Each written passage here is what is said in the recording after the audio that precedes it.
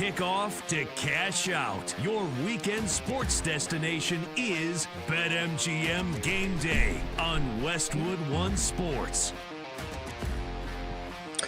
All right, here we go on another Saturday. It is still the opening weekend of the NCAA tournament, and we are going to be keeping track of it throughout the next couple of hours here on BetMGM Game Day. Alex Gold, Austin Huff, full crew back together. Austin, man, I feel like I haven't talked to you in like 2 months. I know it hasn't been that, but yes, we both had differing schedules, so welcome back, man. I know you were busy doing some local stuff there in Chicago here recently, where you guys are based, but welcome back to the show, man. Thank you, man. I appreciate it. Yeah, it's been a minute. I almost feel like we need to go through formal introductions again. My name's Austin. Nice to meet you. Chicago does St. Patrick's Day bigger than probably just about any other city in America, and if there's another one, there's no way their livers are surviving till next year. But that is where I have been the last 2 weeks. Back-to-back weekends with St. Patrick's Day parades. So I am all beaded and green beard out, but I am ready to talk to college hoops today. I figured they just had you're like the master of ceremonies or something in Chicago for the St. Patrick's Day parade. I figured you were on the boats dyeing the river green or whatever. Is that you? Yeah. Close. We do the downtown parade that goes through Grant Park, and we're always on a float with our friends from Mercy Home, and I have a mic in hand on that float, and let's just say I get a little ridiculous with it. But it is fun because it's like, my boss literally reminded me before hitting the float. She goes, hey, just a reminder, you have a microphone. You don't have to scream. And I'm like, yeah, but come on, it's St. Patrick's Day. I usually leave that weekend without a voice, but luckily I've gained it back for today's show.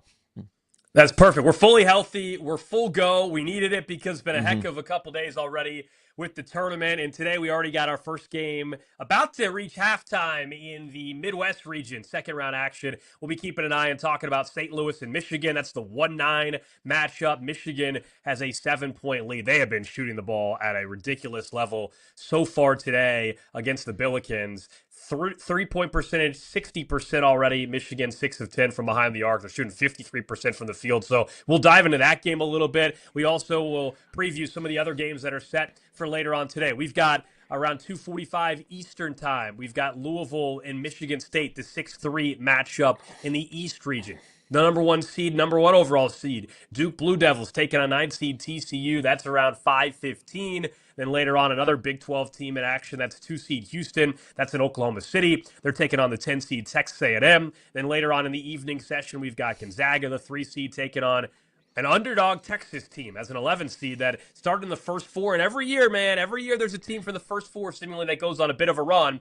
Texas has a chance to be that team if they could upset Gonzaga later on tonight. Then at 7:50, it's 3 seed Illinois taking on the 11 seed VCU. And we'll discuss their performance against North Carolina, the largest first round comeback in NCAA tournament history. And then 2 games that I think have a chance to be potential classics later on tonight. That's the 5-4 matchup with Nebraska and Vandy. And then the late one, the High Point Panthers, 12 seed, taking on 4 seed Arkansas, 9:45 Eastern, late in prime time for a reason. We're hoping for some drama. We're hoping for Cinderella to continue their ride a little bit. Well, those of you that aren't Arkansas fans, at least. Yeah, right. To whoever makes the March Madness schedule, can I just say thank you? You are doing the Lord's work. I appreciate it because as a father of 2 young girls, you put 2 of the best games of the day after bedtime. Nebraska and Vanderbilt at 8:45, which is a game like I'm like intriguingly excited about because Nebraska obviously had a great year this year in the Big Ten. Vanderbilt had a great year in the SEC, making it all the way to the SEC tournament championship game. And I'm just really excited to see how those 2 teams, because I believe that like if you put the SEC and the Big Ten head to head, I think those 2 teams would be in the same slot rated in their conference, their respective conferences. So it's almost like kind of a litmus test game. But then also tonight, Arkansas and High Point. I am so in love with High Point, which we can get to a little bit later, but I did a deep dive on that school this week, and it is one of the most interesting. If you told me, if you laid out what High Point was like as a school, and you said, is this a school or is this a cult? I would have trouble answering that. I'll just say that much. But then also Arkansas. Arkansas is one of the. And tell me how you feel about this, Alex, because you obviously live and breathe college basketball a lot more than I do.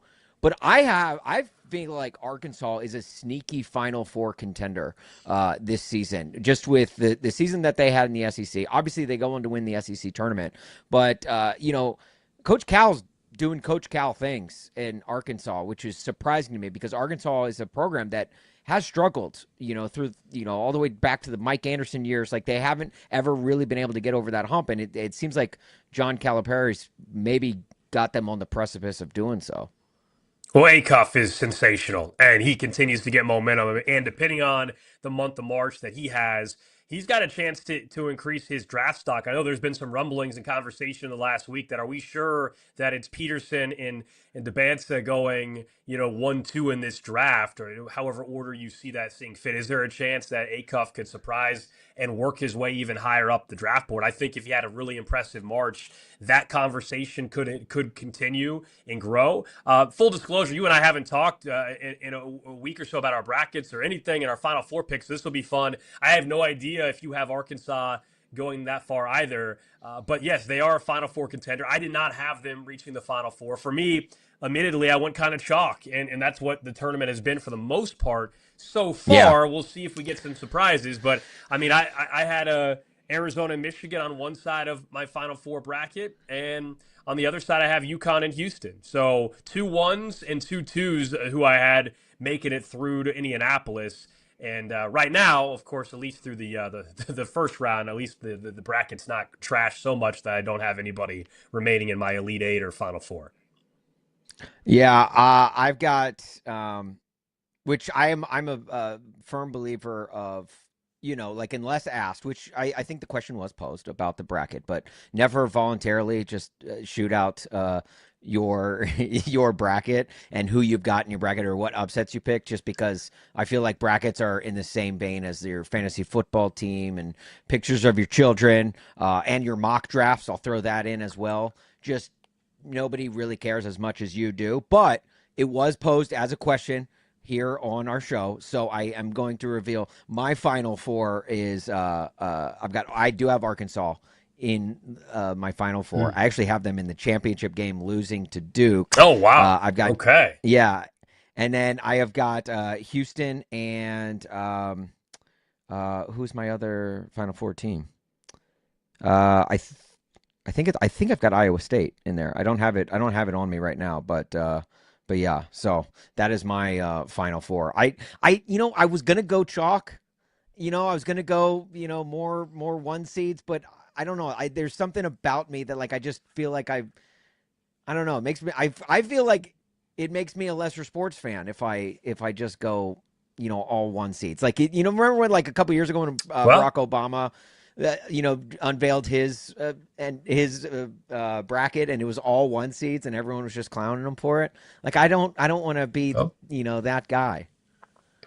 Well, I'll say last year it was all number ones that made it to the Final Four, and that's the conversation it's fair. We can start things off with today on the show, which is in this NIL era, are we going to see less Cinderella stories, less teams going on deep runs? And I know after day one, everybody was all excited because we had multiple double-digit seeds advanced, and look, one of those double-digit seeds or a team like Texas, so nobody's going to call them a Cinderella necessarily. But you had High Point, you had VCU advancing, and then yesterday, though, polar opposite. It was chalk city across the board. In fact, favorites were 16-0 straight up, 12-4 against the spread. It's the second undefeated day for favorites in the round of 64, first since 1992. And we'll see what happens later on today with that Arkansas High Point game in particular, or VCU, or could a team like Texas A&M win? But that's not a Cinderella. It's just a double-digit seed. I do think in today's day and age of NIL, the likelihood that you have these experienced mid-major schools that have had players that have been there for 4 years, it's that part's kind of gone. And that was usually part of the formula that allowed a team like back in the day, VCU, to go first four to the Final Four, or George Mason to go on the run.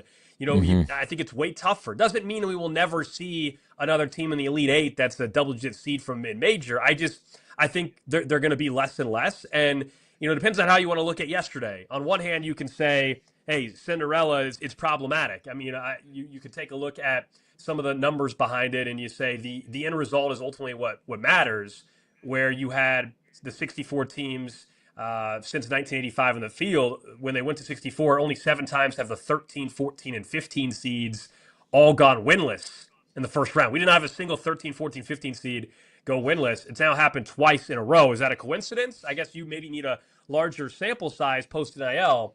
But that is the fact. That's the result. And then those that want to still, I think, live in like the glory of Cinderella, which is what we all want for the tournament, will say, well, Siena was close, or Wright State was close against Virginia, or whatever school is close. Well, that's to me not the point, though. The point is not whether or not the game is close until the 5-minute mark. We're having less of the mid-majors and Cinderella win. I think it's pretty obvious right now. No, you're right. And if the Santa Claras, the Sienas, the Wright States, if they pull off those upsets, we're not even having this conversation today. But totally, they didn't pull off those upsets.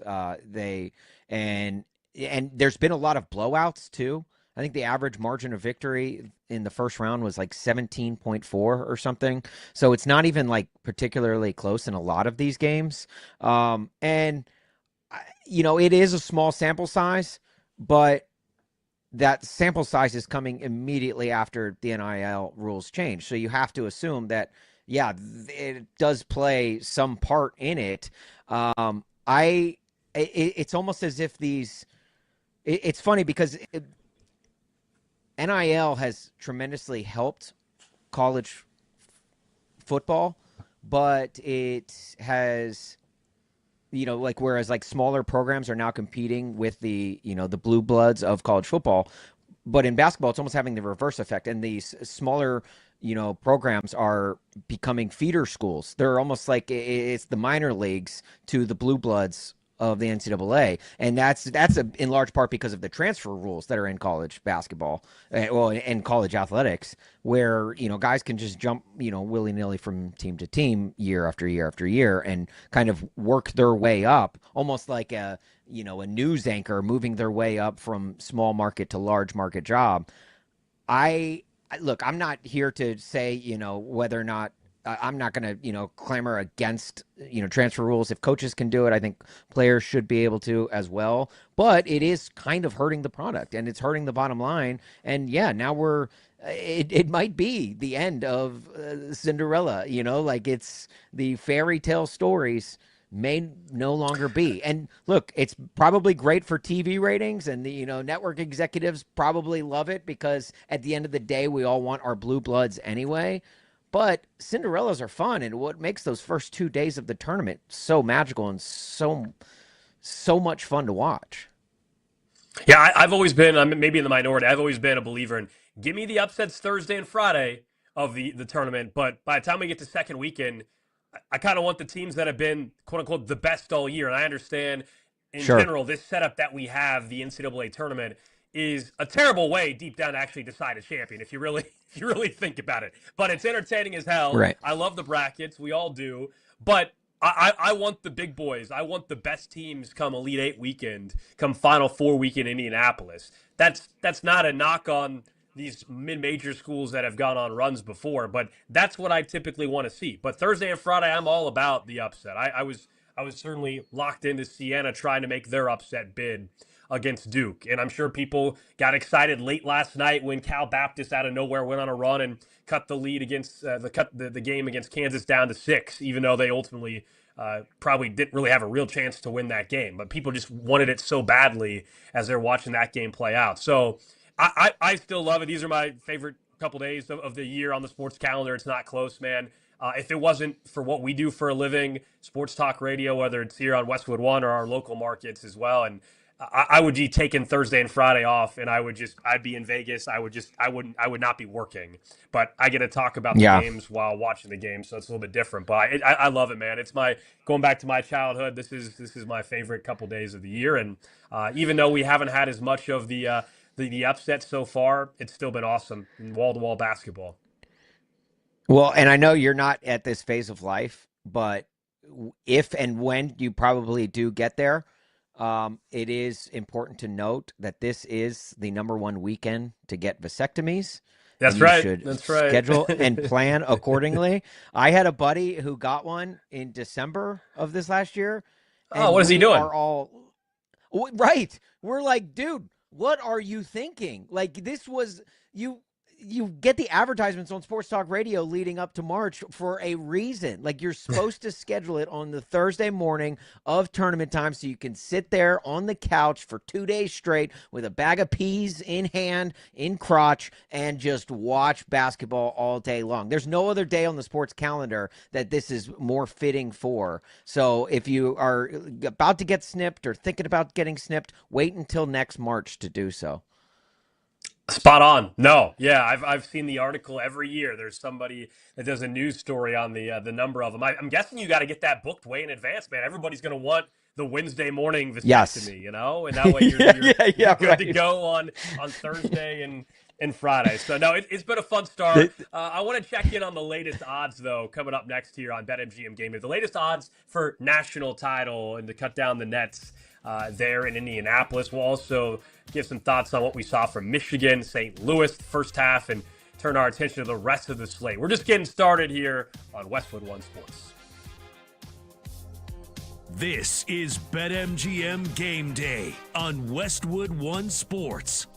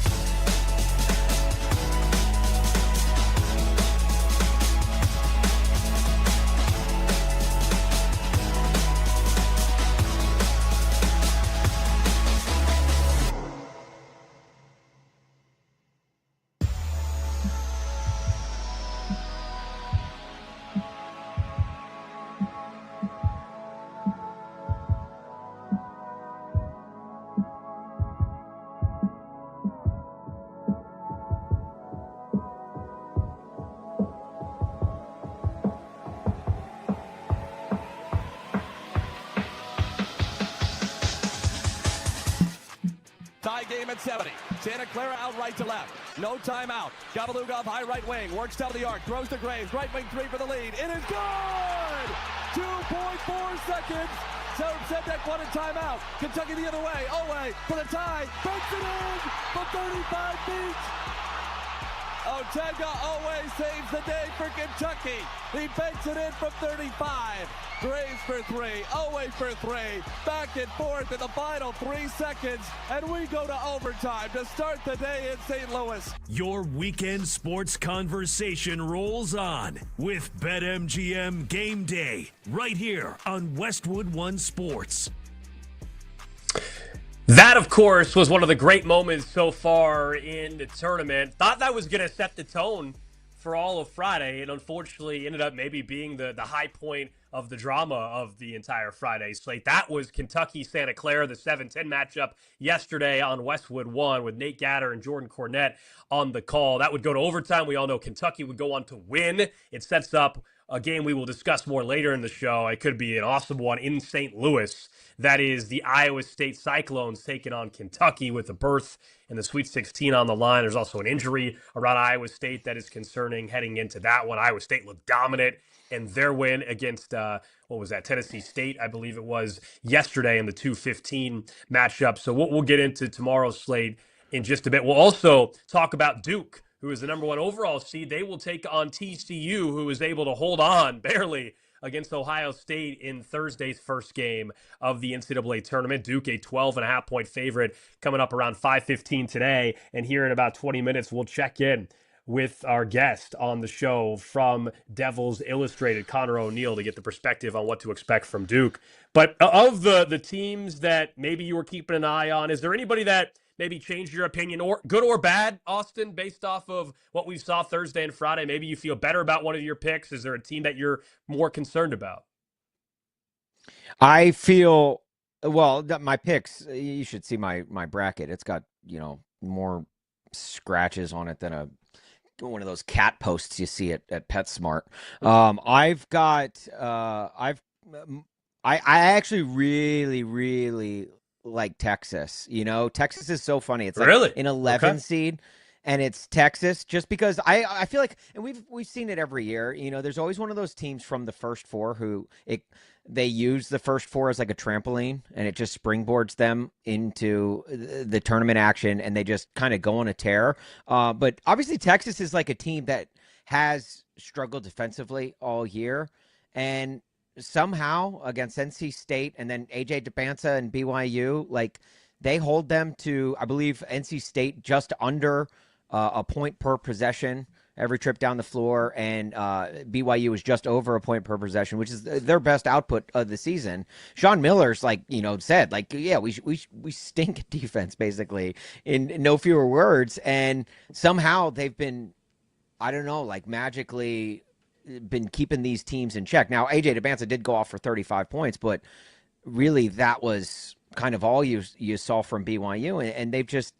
I don't know. I feel like Texas is one of those teams where it's like, yeah, don't look at the number of seed that they're at. Don't look at the fact that they played in Dayton to start this tournament. Look at the fact that this is Texas, and they very well could go on a run. Like if I'm Gonzaga, I'm like, hey, don't take Texas lightly, man. Like this is. We see it every year with one of those first four teams. I think that is one team that I'm really shocked. And then obviously, like I have Duke winning it all in my bracket, right? Like I think Duke, the run that they made in the middle of the season, I was like, man, I don't see any team beating this team in March. And then Siena almost does. So I'm like, I don't know if I'm feeling. I could see this going one of two ways. Either Duke is like, wow, they're going to blow it on the big stage. They're not going to make a run at all. Or that was an eye-opening moment for them. That was one of those, oh, hey, this is a check yourself moment against Siena. And they did look better in the second half of that game. They came out and they switched to a zone defense, and they just started playing better overall. Maybe that was one of those things. And I look back to the regular season when they played UNC, and they get beat by UNC. And that was kind of a check yourself moment there. And then they go on this incredible tear where they're just blowing teams out by 50 points or whatever. And I'm hoping it's more of the latter, especially since I have them as my pick to win it all. But that is a team that I feel worse about. What about you? Yeah, so I'm skeptical about Duke. I was heading into the tournament to begin with. I don't think they should have been the number one overall seed. Can they survive this weekend? Most likely, they're number one seed. They're going to get TCU, who I think it'll make this a close game. I actually like TCU to cover the 12.5. I'm not going to take them on the money line. I don't think Duke is going to get upset necessarily. You heard the Duke players talking after the game that they admitted they kind of were looking past Siena. They thought it was going to be a cakewalk. John Shire admitted he got outcoached, and he did, by Jerry McNamara. I feel old, by the way, the fact that he was coaching that Siena team. Yes. All these guys like Speedy Claxton coaching, and Nolan Smith is coaching for Tennessee Tech or State or whatever. Well, like if you want to start feeling old, these guys that are now coaching some of these schools. But I think, to your point, Duke will likely come out way more focused. They're not going to overlook TCU, so I expect a better performance from them. But I do think 12.5 points is a lot. This is a TCU team with Jamie Dixon that's got up against competition just like Duke throughout the entire season, right? Yes. They went up against Arizona in the Big 12. They gave Kansas all they could handle earlier on in the season. Houston, they beat Iowa State, this TCU team did, 2.5, 3 weeks or so ago.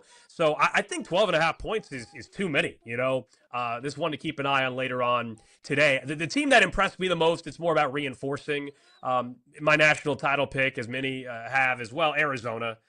There's nothing that they didn't do that changes my view. They're healthy. That's the key part here. Unlike Duke, they're not a banged up basketball team. They get Utah State, who was impressive late against Villanova. I just don't think Villanova is all that good. We can talk about Kevin Willard a little bit later on in the show if we want as well. He's firing his entire coaching staff and then mad that we don't get his joke. That's not a joke. But Utah State, I don't think they're going to be hanging with Arizona coming up tomorrow night, as also a 12.5 point spread in that particular game. And then I guess if I have to throw one team off the one line that maybe changed my opinion a little bit, I think we got to give a lot of love to Nebraska, who had a lot of pressure to get their first tournament win, and they just destroyed Troy. Now they get a really tough 4-5 matchup. They're a dog, are the Cornhuskers, plus 2.5. Hoiberg, though, they got the crowd advantage massively down at OKC. I don't know if you saw some of the video from there. It's about a 6.5-hour drive from Lincoln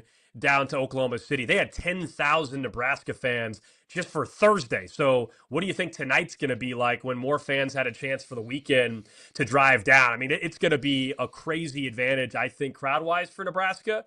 They certainly weren't as strong the final week or two of the basketball season as they were in the middle, where they got off to that 21-0 start, I think, something like that, to the season. But Nebraska was really impressive with the 76-47 win. So that's a team that has me thinking maybe they can, in fact, get to Sweet 16 weekend. Yeah, and you want to talk about just like school size alone. Nebraska is a school that has about 50,000 students every year. Vanderbilt is a school with around 10,000, and that's undergrad and graduate students for Vanderbilt. So the Those academic like, requirements, the fan base, man. Vandy would never look, have accepted me, I'll tell you that. Well, that's true. That is very true. Yeah, they wouldn't even look at my application. They not only have the edge like geographically, but just in student body. And look, Nebraska, we all know like that is one of those fan bases that is just they're tremendous. They are really good, and we just haven't seen them over the last 20 plus years because both football and basketball haven't really been anything of note. But that is a fan base that literally goes to the nines to support their programs. And when they're doing good, which they are, and you made a great point about their first NCAA tournament victory ever, which is just wild to think about. Now they have a really good test against a really good Vandy team that very easily could have won the SEC just a week ago.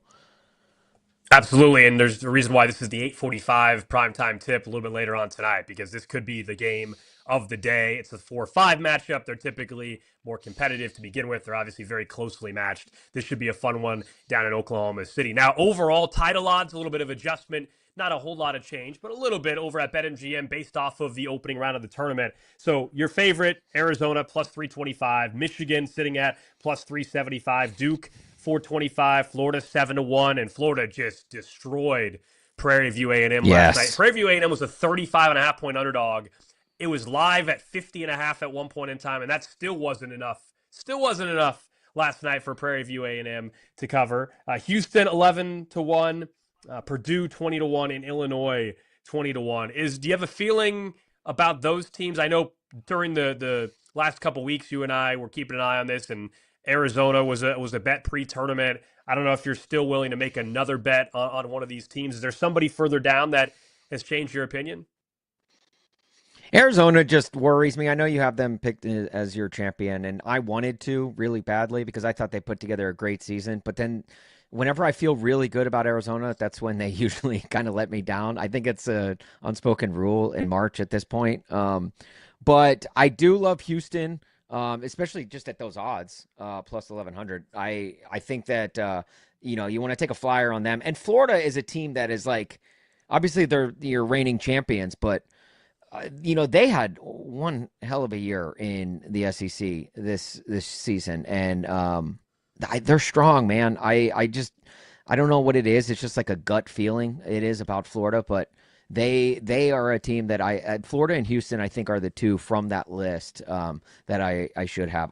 One team that I could be on upset watch today in that 7:50 game on CBS, Illinois. Illinois is a team that, they played well offensively in their opening round game, and that's something that they've done all year, but they've gone in and out of spurts, and they've had some very close losses this season, very close, frustrating losses.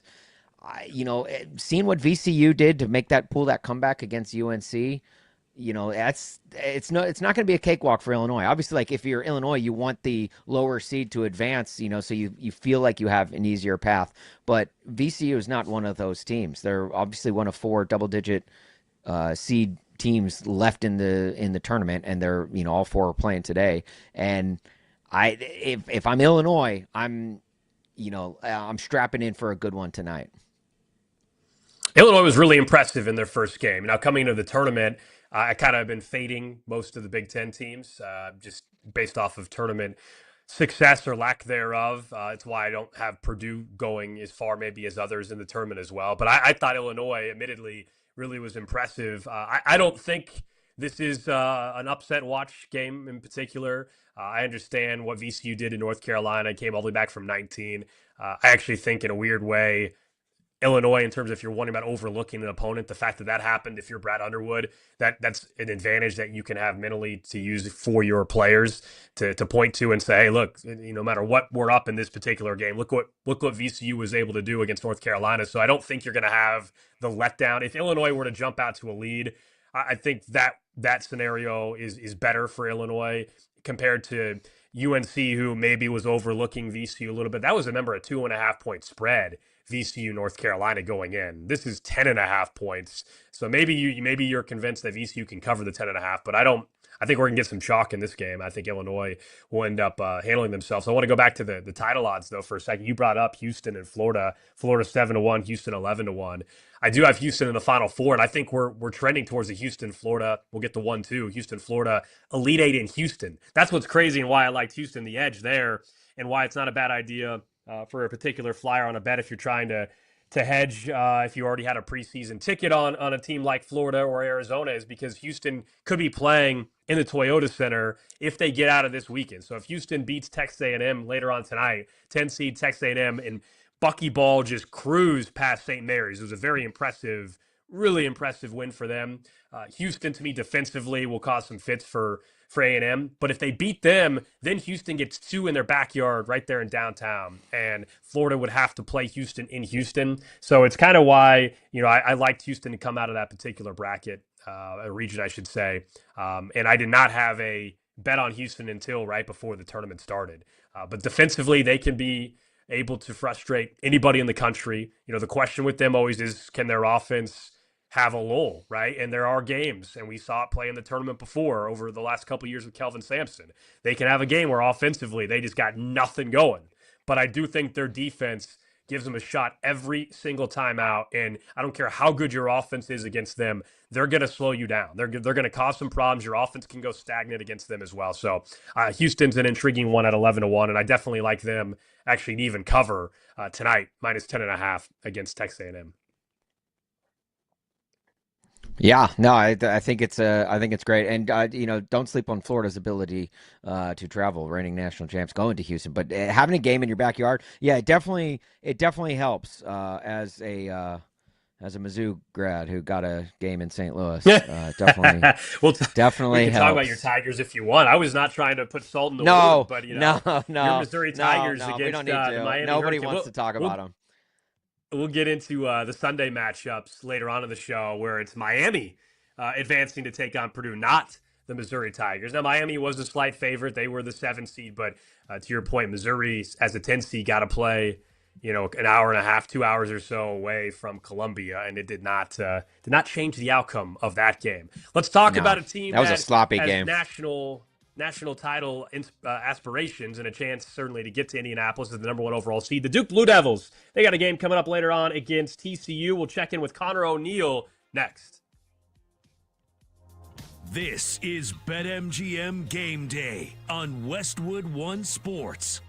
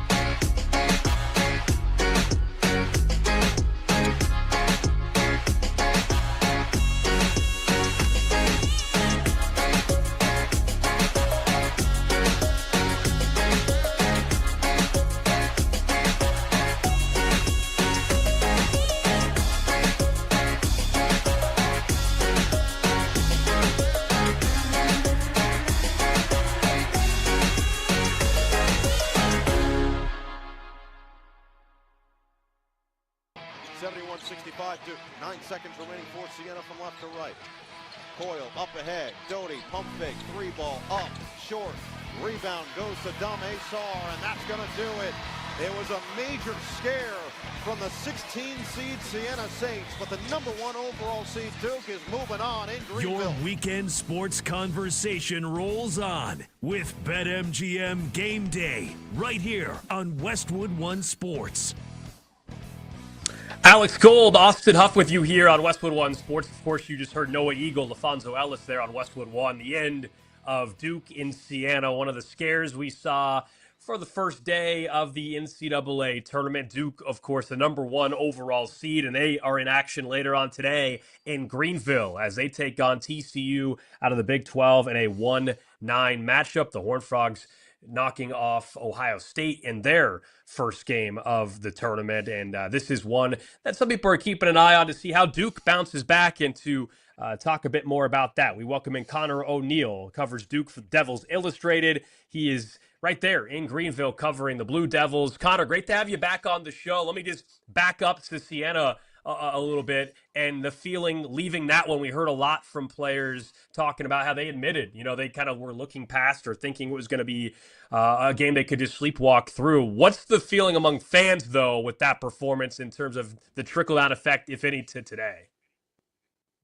Yeah, I mean, that they're on edge, and I think rightfully so. It's kind of mystifying. Like, you have there's a built-in excuse without Caleb Foster and Patrick Gamba, right? I mean, those are 2 starters. They're so important to what Duke does. But Duke won 3 games in 3 days without both of those guys. And they pretty much won the Carolina game at home without them. I mean, that was a tight game when Caleb Foster goes down, and they didn't have Pat for the whole game, and then they're able to beat Carolina at home. So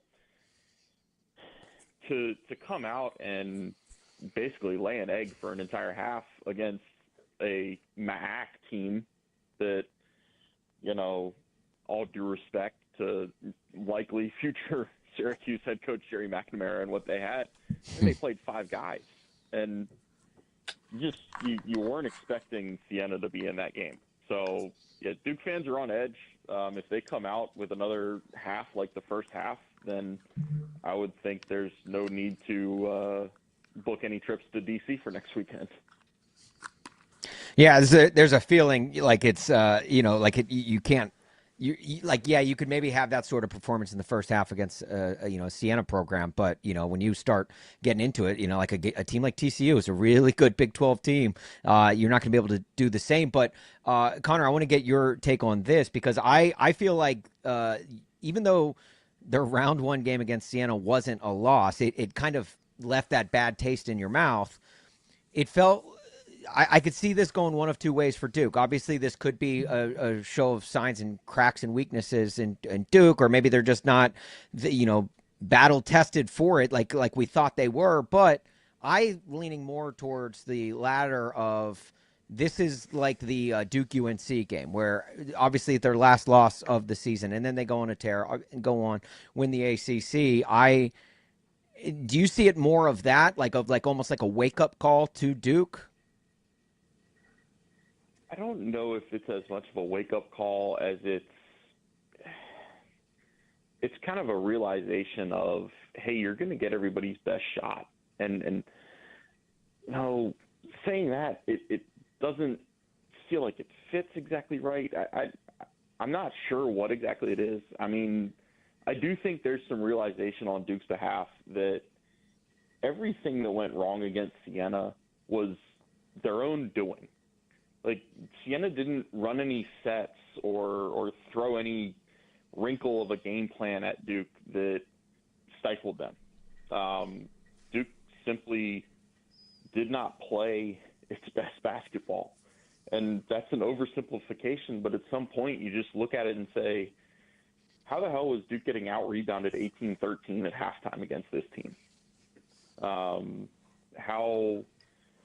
How does Siena go to a 2-3 zone and Duke, instead of working the ball inside with really good interior passing that they have, how do they settle for taking, I think, exactly half of their shots in the first half came from three-point range?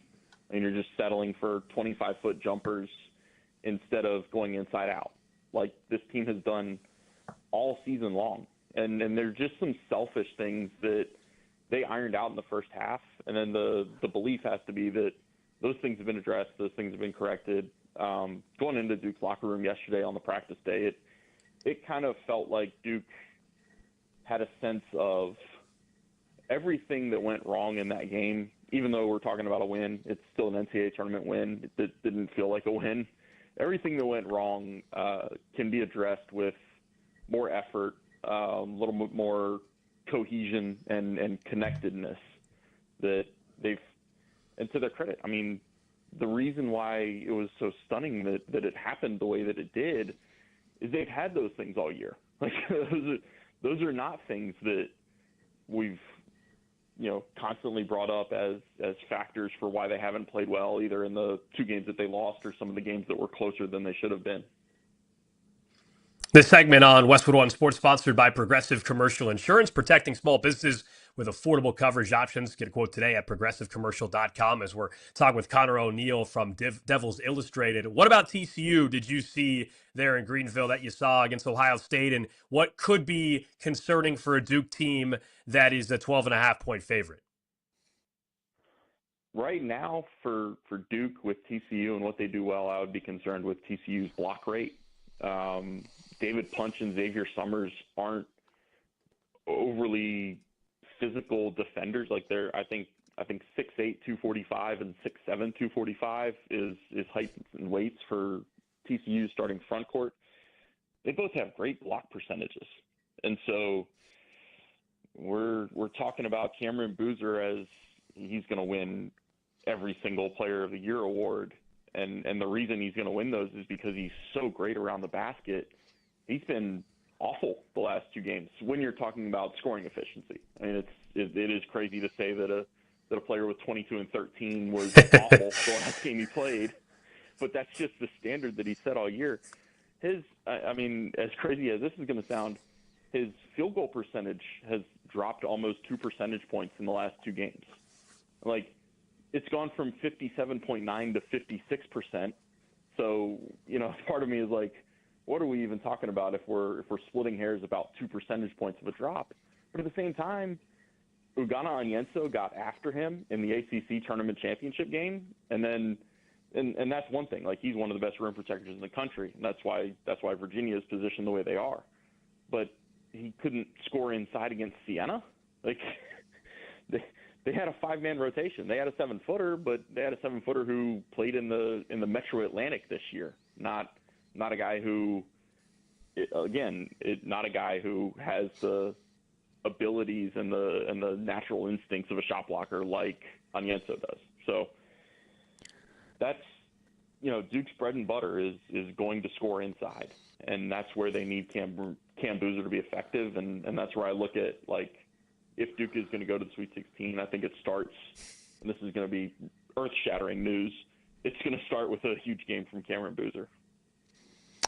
Connor, with in about 60 seconds or so, it's not necessarily a Duke question, but it is. There are some murmurs coming down Tobacco Road in Chapel Hill about Hubert Davis's future. Do you think them parting ways would be the right move for UNC? Yeah, I mean, I get it, because you can't talk about Duke and North Carolina, or Duke or North Carolina, without talking about the other one at some point. Right. Man, I'm gonna try to straddle the fence as best I can here. I mean, to me, it's a little hard to judge them on what they've looked like for the past 4 weeks, because Caleb Wilson was the heartbeat of that team. I mean, that's just – I even think back to the game that Carolina won against Duke in Chapel Hill. Duke was steamrolling them early. Like, it was a 20-8 game, I think, and then he started hitting contested turnaround 15 to 18 footers in the post, and it not only got them back into the game, it pumped life into everything about their team, their fans, their staff. Like, everything turned when he started clicking and when he started going. And missing him like they have since, like, he played one game after that Duke game, it's really hard to judge them on the rest of the season. Connor, I got to let you go, man. I appreciate the insight. Connor O'Neill covers Duke for Devils Illustrated. Duke taking on TCU later on this afternoon. Up next, though, let's talk a little bit about the slate of games that we got coming up later on today. We'll get to that right here on Westwood One Sports. BetMGM Game Day. The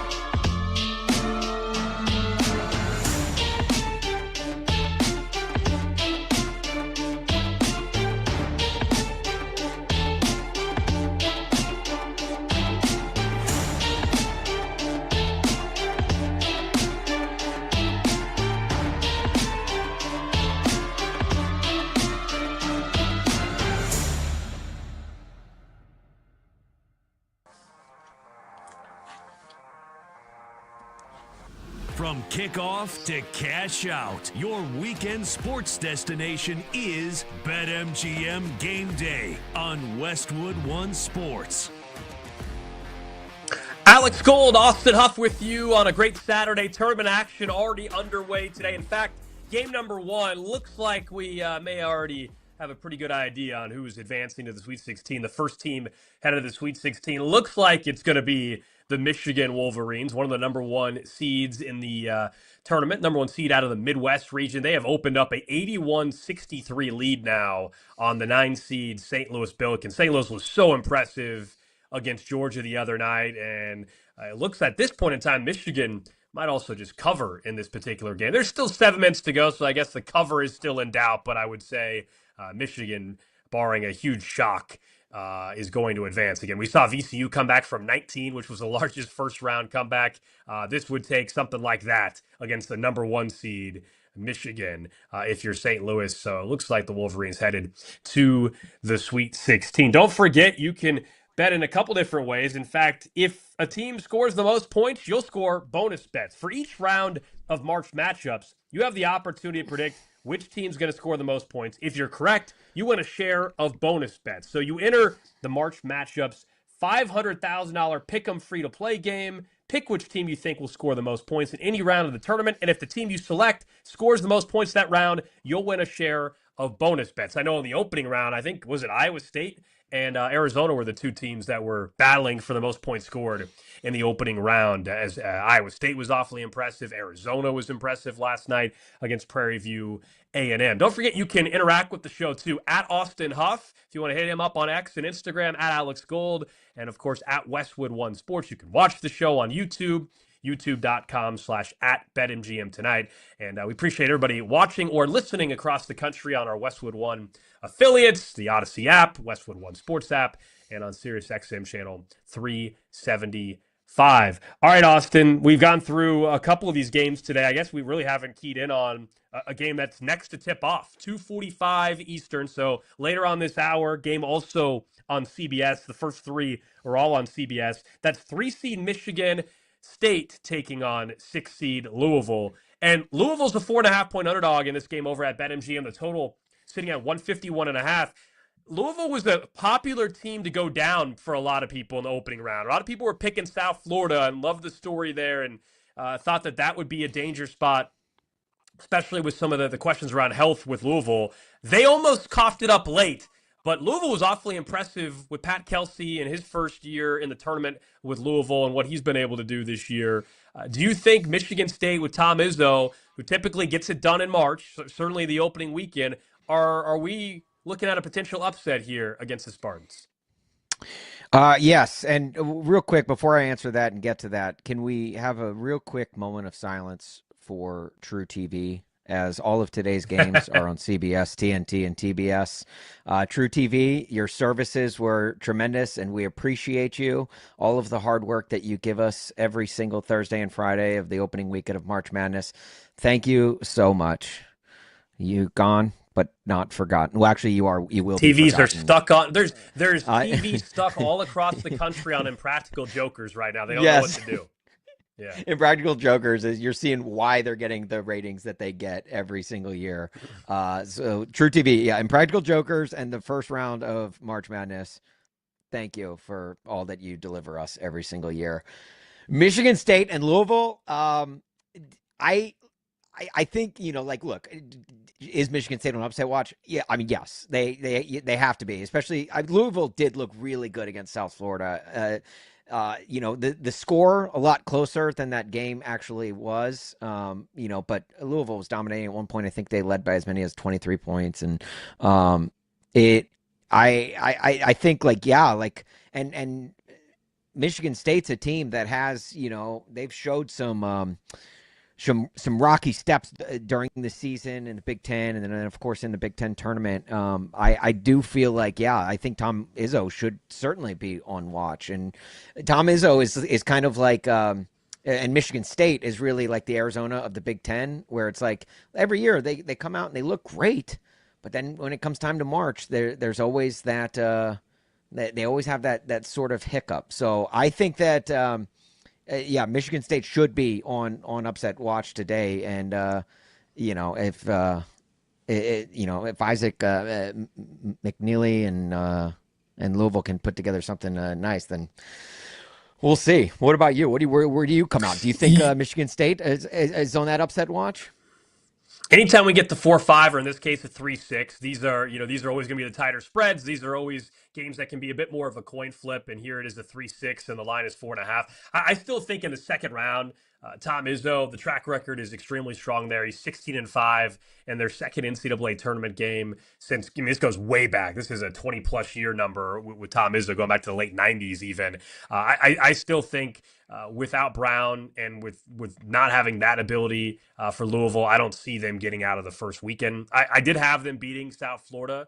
I was kind of fading the public noise. Whenever everybody was picking a certain upset, I like to kind of go in the opposite direction. Too many people were picking South Florida, and so that was more. It was more about me fading the public than it was me believing in Louisville in the opening round game. In this spot, I'm going to trust Tom Izzo. I'm going to trust Michigan State. It's a different matchup if Brown was healthy going into this tournament. But I'll take the Spartans to get it done. And Tom Izzo, once again, to find himself in a Sweet 16. I don't think they're going on a deep tourney run. I have them losing in the Sweet 16 and in some of the bracket competitions that we talked about. But I do think the Spartans not only win, but cover 4.5. I did not like what I saw in the final 8 minutes or so from Louisville. They held on because they had a nice lead.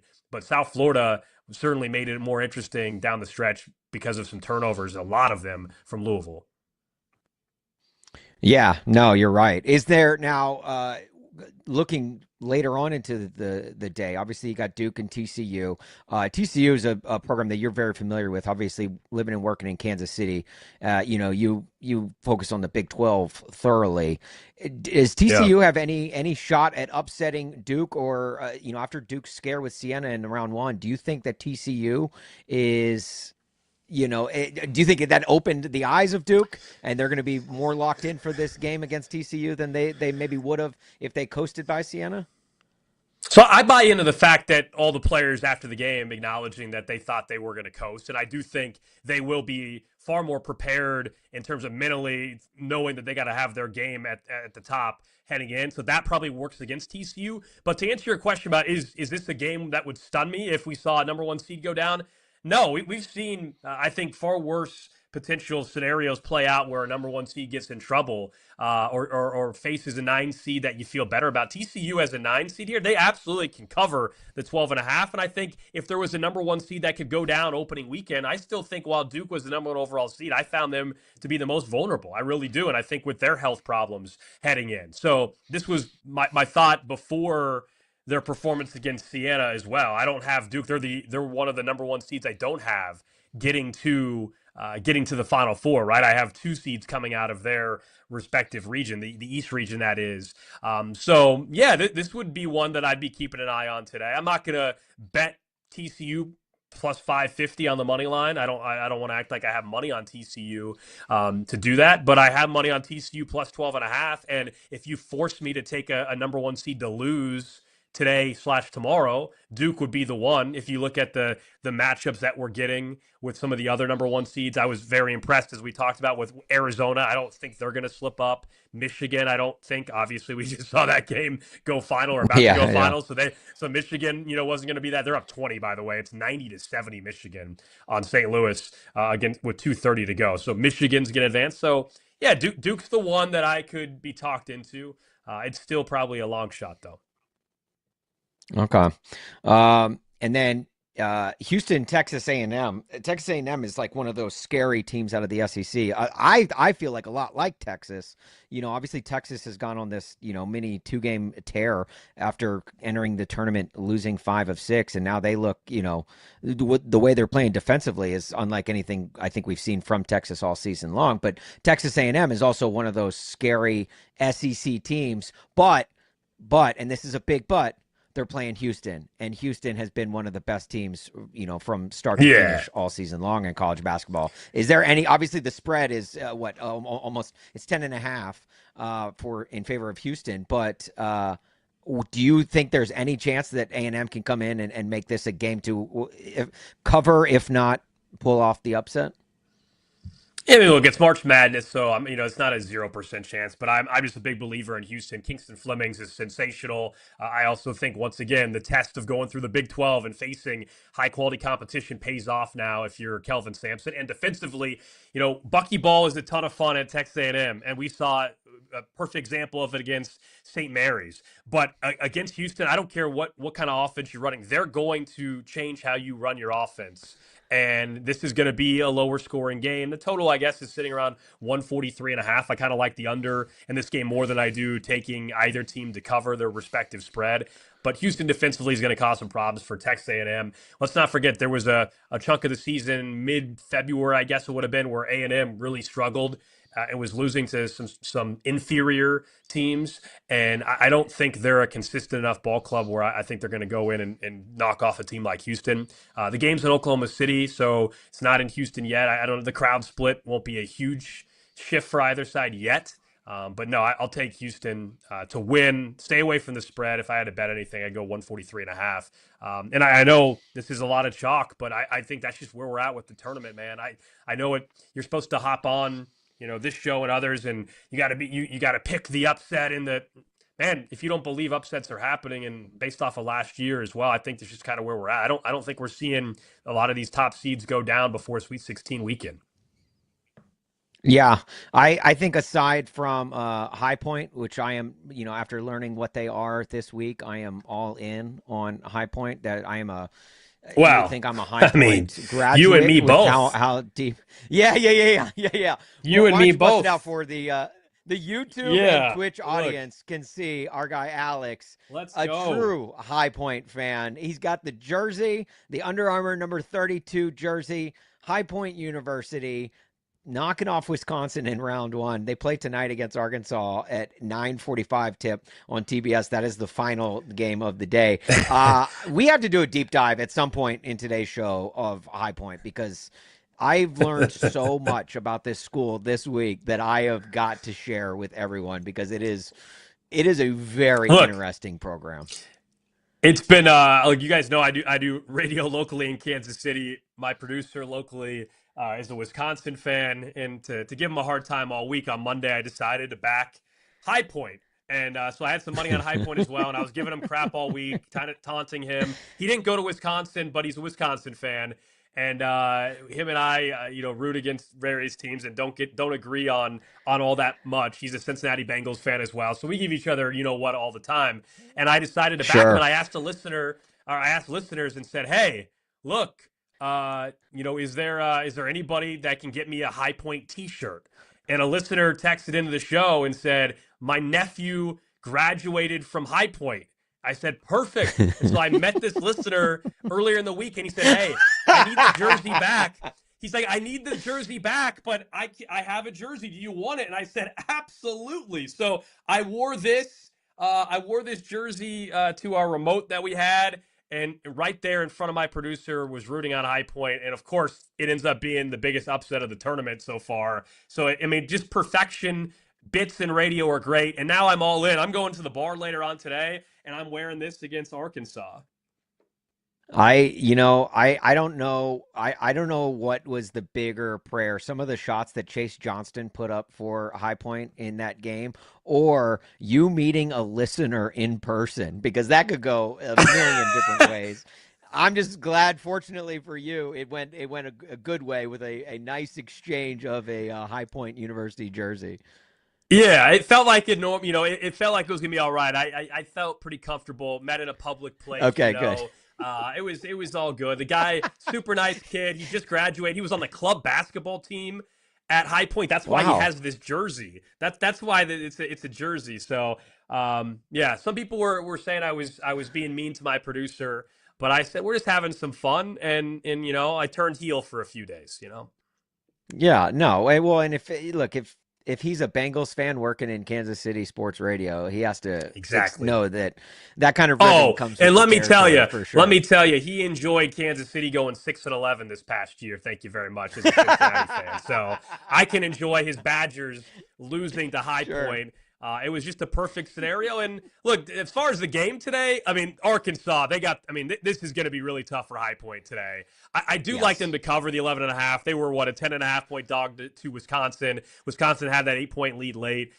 Can High Point play good enough defense to keep this thing close and slow down Arkansas and Acuff and company? 169.5 is the total. I would love for High Point to pull off an upset today. But I'm certainly less confident in doing that than I was them doing that against Wisconsin, who, that was what we saw from Wisconsin is who they've been all year.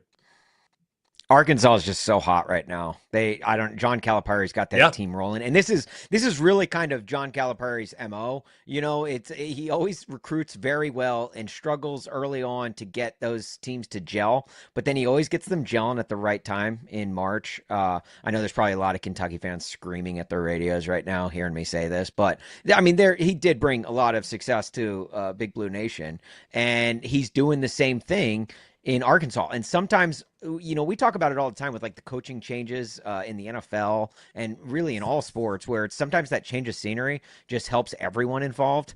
And it seems like that's the thing for John Calipari. He's got this fire lit from under him, and obviously got Acuff and Arkansas just kind of rolling right now. And I don't know. I'm real big on Arkansas right now, and that comes from a Mizzou fan. I'm supposed to hate Arkansas, but there's a lot of good coming out of Fayetteville with this program, and I feel like, High Point is going to have to play near perfect to even hang around in this game. But if they do, you better believe that we're going to be talking all High Point next week. I mean, the listener that gave me the jersey said, you got to keep wearing it now. I said, absolutely. So I'm not giving the jersey back until they lose. So maybe it's next week. Good. Maybe it's another week. We'll see if the jersey makes it to next Saturday's show. By the way, a game just went final.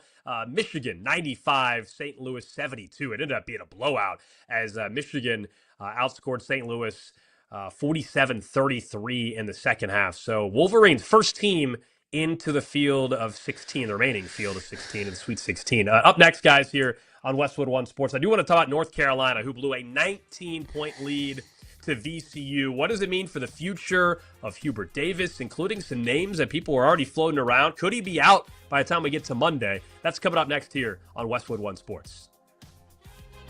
This is BetMGM Game Day, only on Westwood One Sports.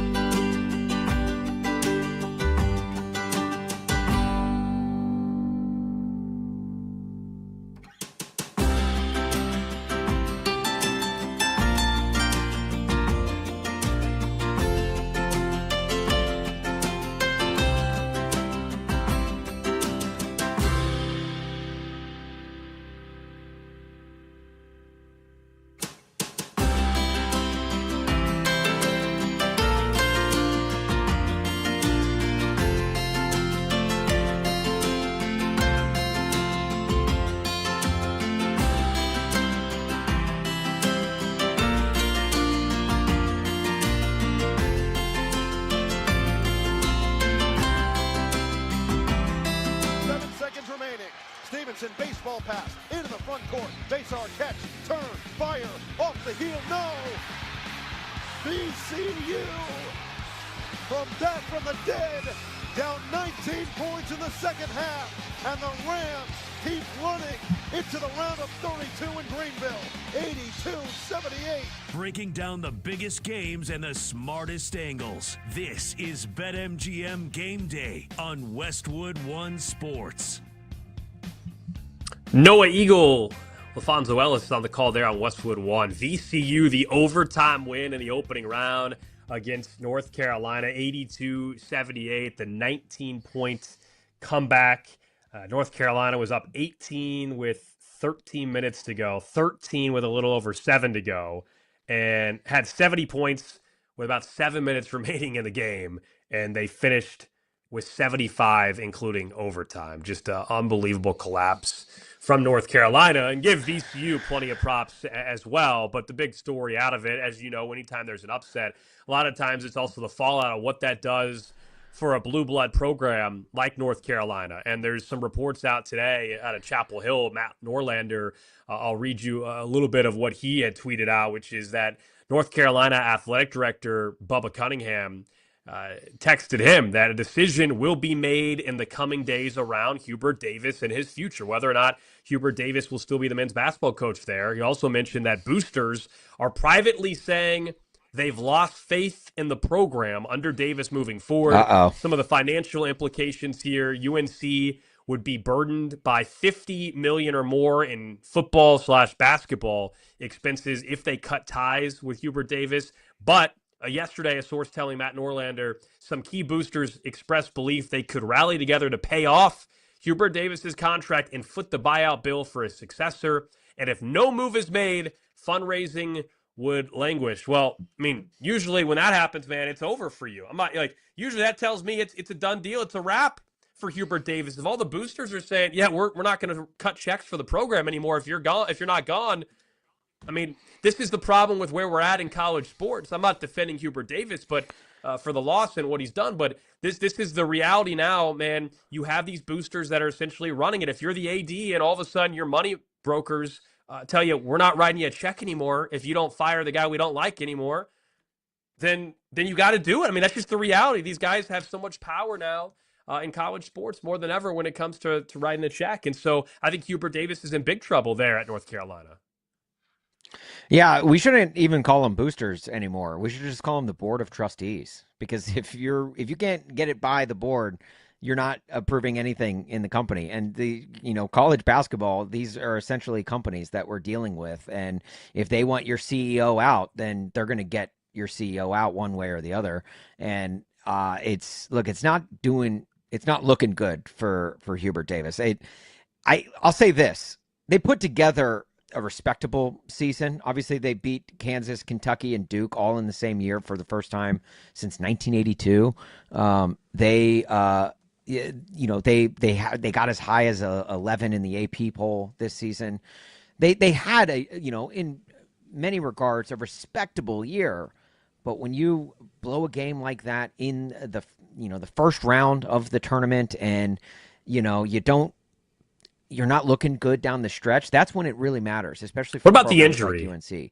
Like, how much do you factor in the injury, though? Should that weigh into this decision? What North Carolina was, and they lose their top player?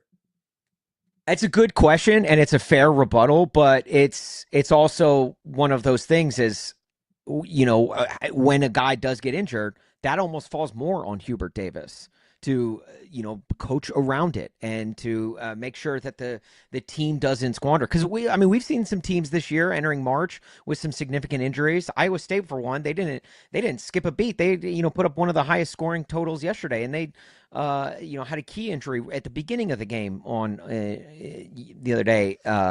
So I almost feel like that the injury, yeah, it could be used as an excuse in Hubert Davis's like in his corner. But if I'm a coach and you're saying, well, we had Caleb. Caleb got hurt, and it's just been it's been bad since then. That tells me that you're not a good coach. Like, you can't coach around it. So I don't know. Do you feel like the injury is stake enough to save a job or to at least give him another year?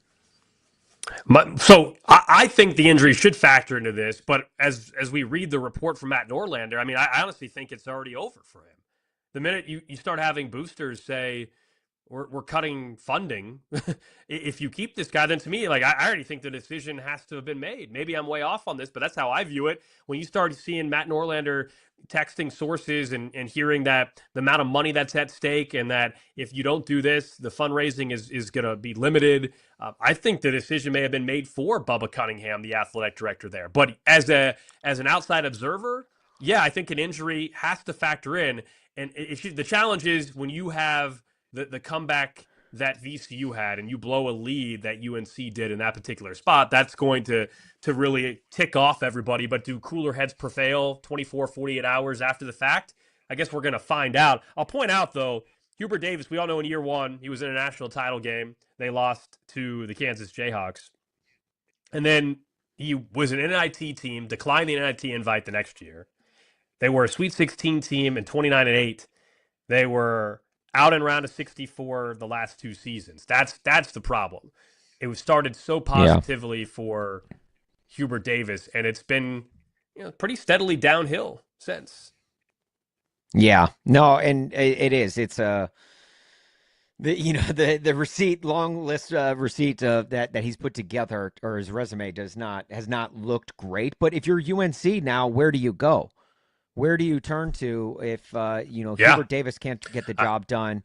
Like, do you go someone in program? Do you go try and pull like a Nate Oates from Alabama, or like someone from that has had success at another program in another conference elsewhere? Like, what is the answer? Well, you tried the in-house option. That was Hubert Davis, and you set yourself up for that. I think if in fact they moved on from Hubert Davis, you at least have to have a couple coaches tell you no. And I think you hit on one of them, Nate Oates at Alabama. I think he, as long as you're not scared off by maybe his handling of situations in the past around the program, Nate Oates to me is one of the best college basketball coaches in the country. He's the first guy I would call if you're in North Carolina and you ever have an opening. If you're any of the top jobs, I would also check in on Dusty May at Michigan, although Michigan now with NIL and everything, win a national title maybe this year at Michigan. So do you leave Michigan for North Carolina? That's the trickier part now than where you're at. But I think Nate Oates has to tell you no. I think you would have to, behind the scenes, find out, does Dusty May have interest? TJ Otzelberger at Iowa State. That's a program that has been phenomenal under him, but it's still Iowa State who financially their athletic director has acknowledged they've really struggled in this new NIL era with football and basketball, even though I know the product isn't showing that in basketball right now. That's a credit to Otzelberger. So those would be the names that I think would be at the top of my list. And then you go down from there and see what's realistic. But I think the way the reporting is out there right now, Hubert Davis, I mean, if you ask me, do I think he'll have a job this time next week? Right now, I would think the answer is no.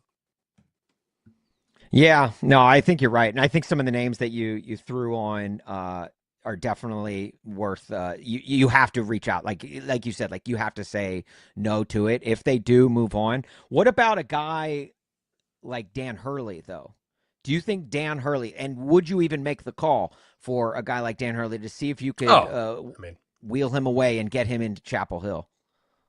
I mean, behind the scenes, you reach out to his agent and you just find out if there's remotely any interest. But if I'm Dan Hurley, I mean, this was the talk, a year or two ago. Would he go to the NBA? Would he be interested in the Kentucky job? All that kind of stuff. I don't think Dan Hurley's leaving UConn for North Carolina. I don't. Yeah. It's very interesting. And I think, like you said, the handwriting is kind of on the wall. Hubert Davis, obviously, and you have read again the release that UNC put out. The handwriting just being that Hubert Davis, his time in, it started as murmurs, turned to rumblings, and now we've got an official statement from UNC. Well, so Matt Norlander over at CBS was reporting some of just what he is hearing, and he said if a change is coming, it's not expected before the end of the weekend, so not today or tomorrow.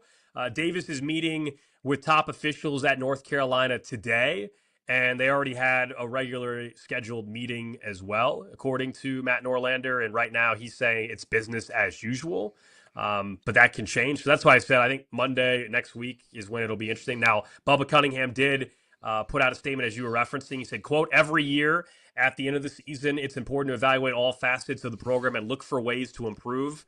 Cunningham texted the Chancellor, the incoming athletic director, Steve Newmark, and are doing that together now, and will continue to have discussions over the coming days. So that's where things are at with Hubert Davis at North Carolina. Don't forget, as we keep an eye on some of the action that's going to take place today, and who's going to be that team that maybe can go on a run and suddenly becomes a hot coaching name. Maybe if it's not for North Carolina, but could be for another team. Another way you can get in on taking on some of these games, or at least taking in some of these games, is over at BetMGM, where the Kavanagh twins are facing off in the Court of Legends game. You can enter their Pick a Twin to win free-to-play game for a chance to win a share of $2 million in bonus bets. All you got to do is opt in to the Pick a Twin to win free-to-play game. Select which Kavanagh twin, Haley or Hannah, you think will win the Court of Legends one-on-one basketball game hosted at the Bank at Bellagio out in Las Vegas, Nevada. If the twin you select wins the game,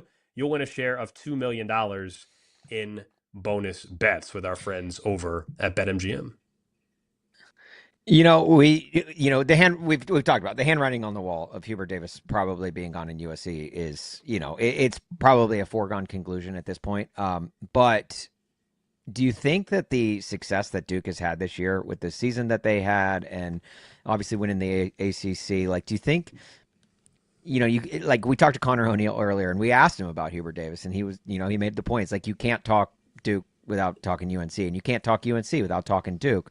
Do you think the success that they have had probably only just heightens those desires to move on from Hubert Davis? You got to think, right? It's got to have some sort of stake in the decision that UNC ultimately makes, right? It probably plays some role. Yeah. Anytime you see your rival succeeding, I think more than anything, it's probably the fact that 3 out of the 5 seasons he's failed to get out of the first weekend. But yes, Duke being the number 1 overall seed, anytime your rival is doing well and you're getting embarrassed, that's going to tick people off, which is why I do wonder, if you tell me that Hubert Davis doesn't leave his job, it tells me that it's because over a 72-hour period, cooler heads prevail, and the anger that you initially have from what happened 2 nights ago fades a little bit, or, Hubert Davis offers to, concede certain things to the program and change, promises certain changes, and they buy into it or whatever it may be. But he's definitely in some serious trouble. All right, up next though, let's check in on one bet that we want to make for this next game that's about to tip off. We'll see if Austin and I are in agreement on that. And it's time for the sounds of the week, centered around a head coach who didn't have the best comedic timing, to say the least. That's next. This is BetMGM Game Day, only on Westwood One Sports.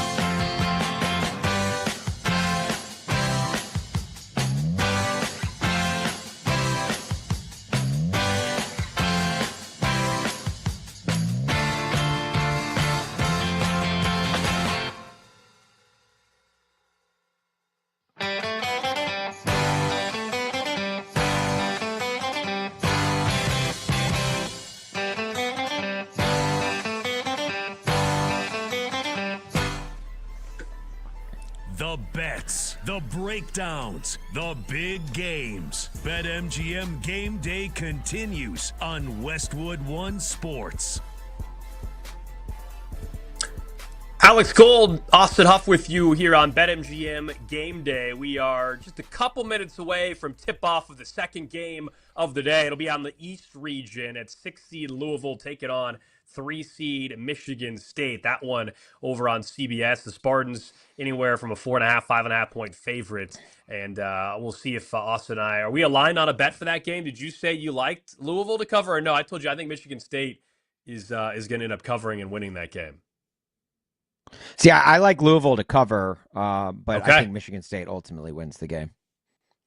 Okay. All right. So we're on opposite sides on the spread. We'll keep an eye on that one. We won't get to the conclusion of that game while we're still on the air, but we'll see maybe by halftime when we wrap it up.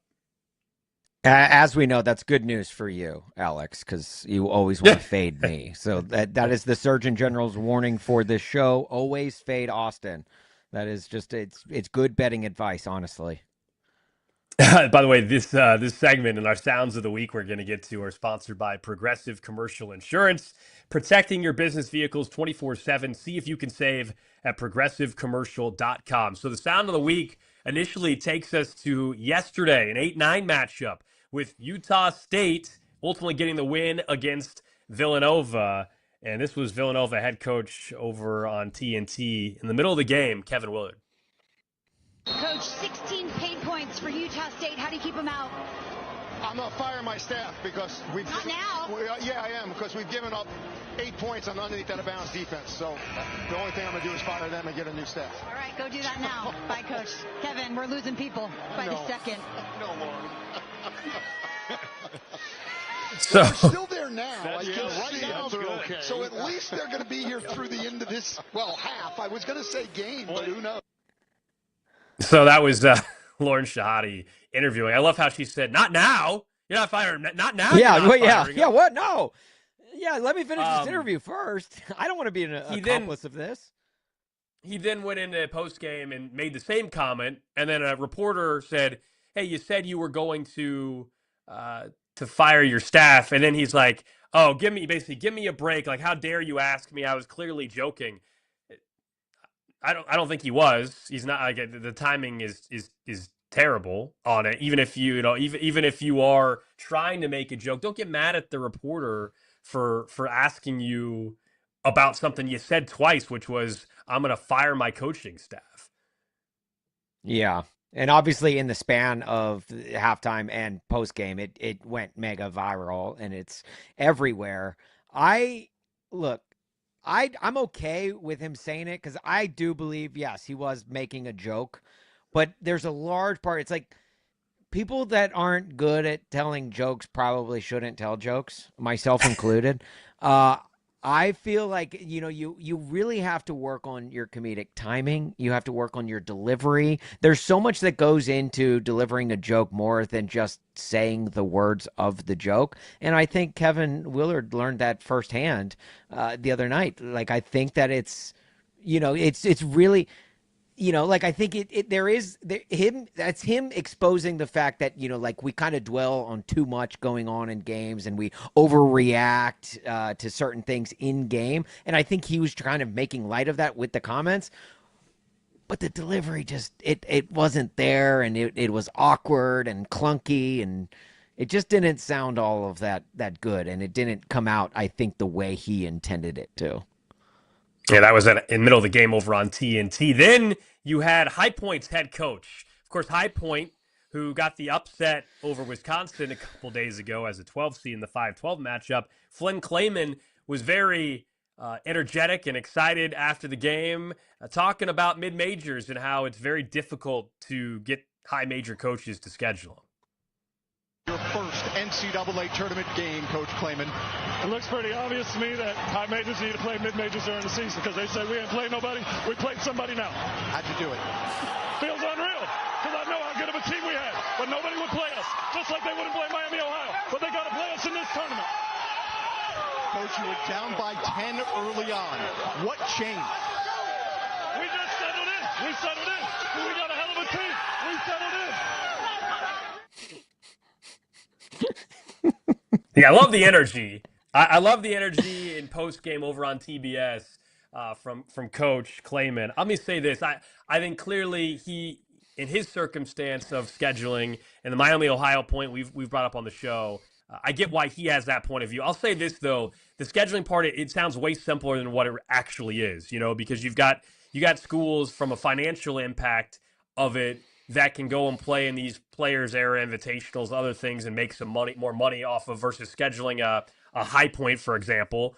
And then you get into the is it a 2-for-1? Are you really is a North Carolina or a Kentucky going to play at High Point? Probably not. But that's why he brought up a neutral site game. I think you got these high majors. Look at a mid major, and a mid major like High Point or you look at Miami, Ohio. It's amazing what they're doing this year. But a lot of them want the Gonzaga treatment after only doing it for a year. And it took Gonzaga 20 years to get on that level. Now, you can say, hey, it shouldn't take that long. That's fine. But, like, for every High Point, for every Miami, Ohio, there's also plenty of games this weekend with mid-majors. They got destroyed. So if you're one of the top 2 or 3 mid-majors, sure. But Troy got absolutely annihilated. Cal Baptist made interesting late, but for the most part, they got destroyed throughout the game. I can give you way more examples of these teams not being competitive for those conferences. Yeah, and I just love a coach just talking his noise after, pulling off an upset. And look, we don't know how far High Point will go in this tournament. My guess is not very, but I love, first of all, just starting with the name Flynn Clayman as a head coach. I mean, that is phenomenal. It sounds like the name of like a made up sim, or like someone who plays like professional lacrosse, or like a character in a Harry Potter offset series, right? Like Flynn Clayman. And then you look at like High Point University, and their president is named Nito Cubane, which is, again, sounds like another Harry Potter character. He has said, and I quote, "Half of Wall Street sends their kids to this school. It is known as the premier life skills university that focuses on less tangible skills like leadership and social etiquette." And Alex, you and I were talking about it a little bit earlier in the show, but this is a school that has a steakhouse on campus as a learning tool for the students. You've got all of these you've got it. Look, Alex is holding up the jersey. If you're watching on Twitch or YouTube stream, his High Point University jersey. The premier life skills university. Like, I send my daughters to a Montessori daycare, which I imagine that's what this is, just on steroids, right? Like it's just like higher learning. It's been called a quote glorified country club. Like, every student there, I imagine, is just like Adam Banks's character from Mighty Ducks. The campus reportedly, on a typical weeknight, students at High Point might sit down to filet mignon at 1924 Prime, the on-campus steakhouse. This isn't a mere perk. Servers are told to coach the young diners on body language, professional attire, which fork to use, and when to salt their food. There's a $100 million library and planetarium on campus, and even an airplane cabin interior, because, quote, sitting next to an executive on a plane could offer a golden opportunity one young people should rehearse for. This is, and speaking of planes, their opening round game was in Portland, Oregon. This school was in North Carolina. It was like a home game for High Point, because High Point chartered a flight and sent basically their entire student body and faculty out to this game to cheer them on, which is why it was so loud in that clip we just heard from Flynn Clayman, who sounds like he leads a corporate retreats where adults build trust by stacking rocks near a lake. Flynn Clayman is and High Point University. I think they're my favorite team in March Madness over the last decade, and I am rooting for them to go very far, even though I think they're going to get bounced tonight. They got Arkansas. Tonight. I do like them to cover. I am all in on High Point. I learned a lot about them this week as well. It sounds like you did a deep dive. I think a lot of people did, trying to figure them out. They have dream big chairs on campus. They're like these 15-foot chairs, encouraging students to dream big. And their basketball program definitely did, and they got an upset against Wisconsin. How much do you think it costs for tuition fees and basic housing and food annually to attend High Point University? And let me just say, High Point might be named after the price point it takes to get to this school. Look, it's been a while since I was in college, you and I both, and I know what I paid, many years ago. And so I know even the university I attended, KU, what cost of tuition has gone to there. So I'm maybe way up. Am I crazy for guessing it's $90,000 a year? It's $71,000 annually. Okay. That's Okay. just for tuition fees, basic housing, and food. But and students are required to stay on campus until their senior year, and each freshman is assigned a career coach. And the school says that 99% of all graduates are either employed or in grad school within 180 days of graduating. Well, we found out where Austin is going to be sending his children to college. I got to start saving now. Yeah.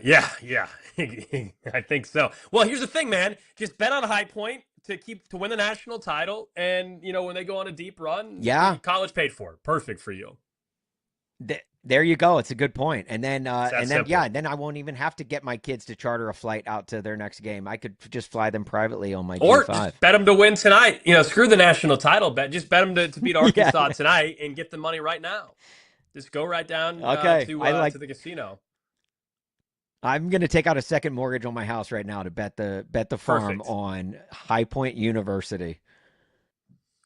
Those are the sounds of the week here on BetMGM Game Day. He's Austin Huff. I'm Alex Gold. Up next, let's talk a little NFL, and I promise we'll get right back into college hoops. But Jalen Waddle, no longer a Dolphin. He's now a Bronco. What does that mean for the Broncos in the entire AFC picture in the hierarchy? That's next here on Westwood One Sports.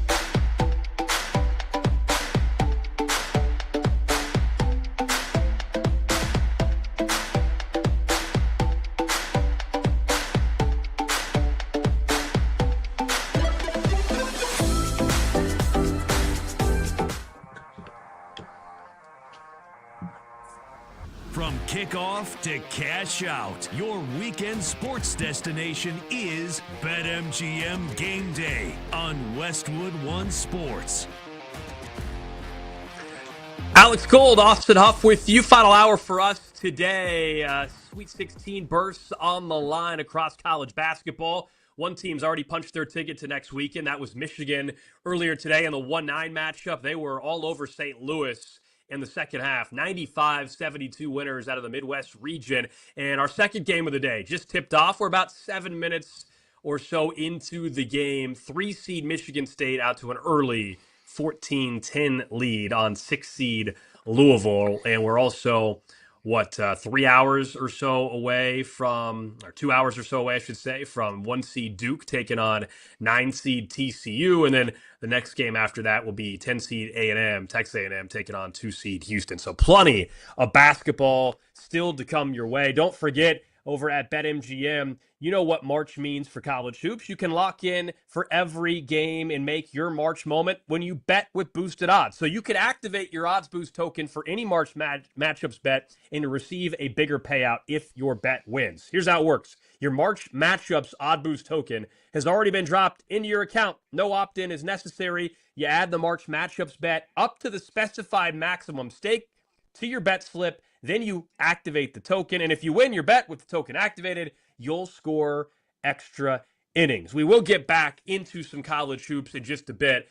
In the next segment, we'll take a look at some of the action coming up tomorrow. I do want to pass along a bit of an injury update for those keeping an eye on betting Iowa State and Kentucky in tomorrow's game. Jeff Goodman over at the Field of 68 just tweeted out that a source telling him, and this is probably not surprising, Iowa State's Joshua Jefferson, we all saw him with the boot, walked off with crutches for that ankle injury. He is unlikely to play tomorrow against Kentucky in the 2-7 matchup. He will continue to receive treatment prior to the game, but the chances of him being able to play against the Wildcats on Sunday are slim.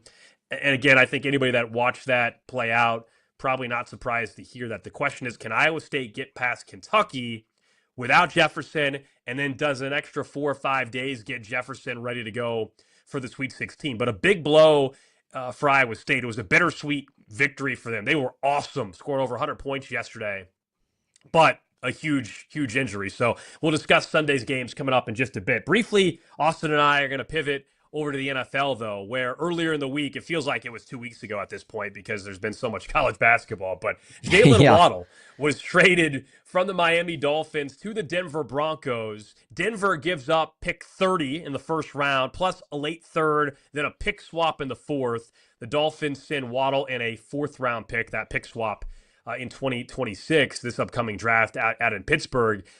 I'm curious where you're at because this was a trade that we talked quite a bit about here locally with the AFC West implications with the Broncos, Chargers, Raiders, Chiefs. I love this trade for Denver. This was a player that was on my list. I would have liked, frankly, Kansas City to go out and make this trade. We know the Dolphins are tearing it all down, and trading a guy like Waddle makes all the sense in the world. I think you look at the age of the receiver, the contract situation. Yes, they gave up a first-round pick, but it's a late first-round pick. Bo Nix is still on a rookie contract. You're not paying Russell Wilson any money anymore, finally. So you have Cortland Sutton with Jalen Waddle, Evan Ingram, the tight end. You have a nice backfield there. Plus, you still have the ability to better yourself in the draft. I think Denver went from having about the same odds to win this division. To me, they're the clear favorite at this point to win the AFC West and puts them towards the top of the AFC again. Yeah, if you're a Broncos fan, you got to be jacked for this. It's a great move. Waddle and Cortland Sutton. Waddle's a guy who just so good at creating separation and so I think he's like third in the league in yards after the catch, which is something that that offense can certainly use. And Sean Payton's just licking his chops. A lot of people were like, was the price tag too high? I feel like no, not in the least bit, because every draft pick, first and a third, and it's a low first and a low third, they're all coin flips. With Jalen Waddle, you know what you're getting. You're getting an explosive wide receiver. You're getting a playmaker, and I think that is well worth the price for it. And it just bolsters an offense that is going to it's going to be so strong next year. And, with Bo Nix coming back, he'll be healthy for the start of the season. That is, I think you're right in saying, I think the Broncos are the clear-cut favorite to win the West, which is weird to say. I mean, I don't think you can ever count out your Kansas City Chiefs, Alex, because I don't know what they got brewing there, but it is something in the water there. And just for whatever reason, it didn't pan out last year. But I think Kansas City is going to be right back in the mix too. But as it stands right now on March 21st, I think the Denver Broncos are the favorites to win the West. Prior to the trade, I think the odds that I saw, this was a week or two ago. The Chargers were plus 180, Kansas City was plus 180, and the Broncos were actually 2-1.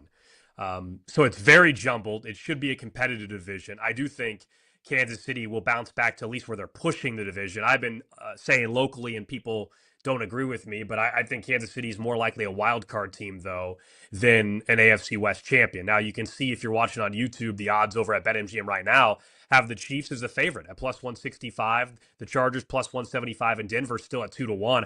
I think there's some value at Denver 2-1. I don't think they're winning 14 games again. I'll tell you that, because the Chiefs, to me, will be better and the division will be competitive. And the Chargers, everybody really likes what they're doing this offseason. The question with them, once again, is health and Justin Herbert in some big spots. But Denver doesn't need 14 probably to win it. I just think I was looking at win totals for these teams. It's kind of crazy, Austin. The over under 9.5 for both the Chargers and the Broncos. I feel great about that for both those teams. I'd be surprised if Denver doesn't get to 10 and if the Chargers don't get to 10.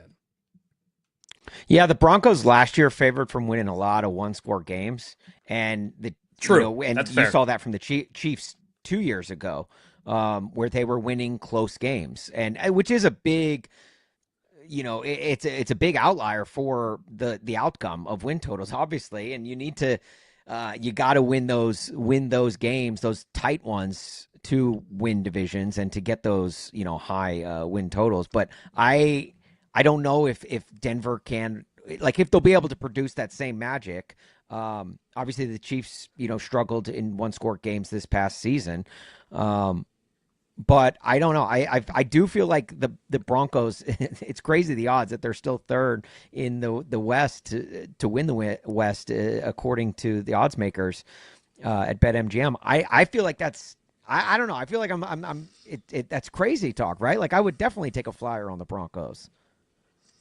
I think what you said, though, about the one-score games is probably the concerning part for some, is that, all right, there's going to be some regression just because of that. But again, they're not going to win 14 probably again, but if they are a 12-win team, 11-win team, that's going to put you right in play to win the AFC West. I just think this is going to be ultra competitive, as it typically has been. So you don't win 14. The Chiefs don't only win 6. The Chargers are in that 10 or 11 win range. What happens there? I think the West can get 2 or 3 teams again into the postseason. Maybe it's one of those years where 3 teams make it out of the AFC West if you get the right math or the right combination of wins that can happen. What about in the entire AFC though? Where do you put Denver? If you and I both think that they should be the favorite, even if the odds are not that. We discussed Baltimore with Trey Hendrickson acquisition, the Max Crosby trade not happening. You take a look, and Buffalo and Baltimore have the same odds to win the AFC. I'll be honest, I don't get the Bills having the best odds. I just don't. The Chiefs are at plus 675. The Chargers plus 750. Patriots 8.5 to 1. Texans 9 to 1. The Broncos don't even have the 6 best, even the top 6 of best odds to win the AFC. Right. Yeah, it's funny. Every single one of the teams that are at the top of the AFC board for to win the AFC, you could poke holes in every single one of them. And I'm sure, obviously, that's definitely the case, here in March, as we sit, there's still a lot of offseason left in front of us. Sure. But you also have to factor in the point that every year in the NFL, you get a team that goes from worst to first. There are teams that we're not even mentioning right now, that aren't even on the board, not even on your screen if you're watching on our YouTube or Twitch stream right now, like that are going to come out of nowhere, that are going to have coaching changes, regime changes, that are going to draft well, that are going to, obviously the free agent signings are going to pay off for them.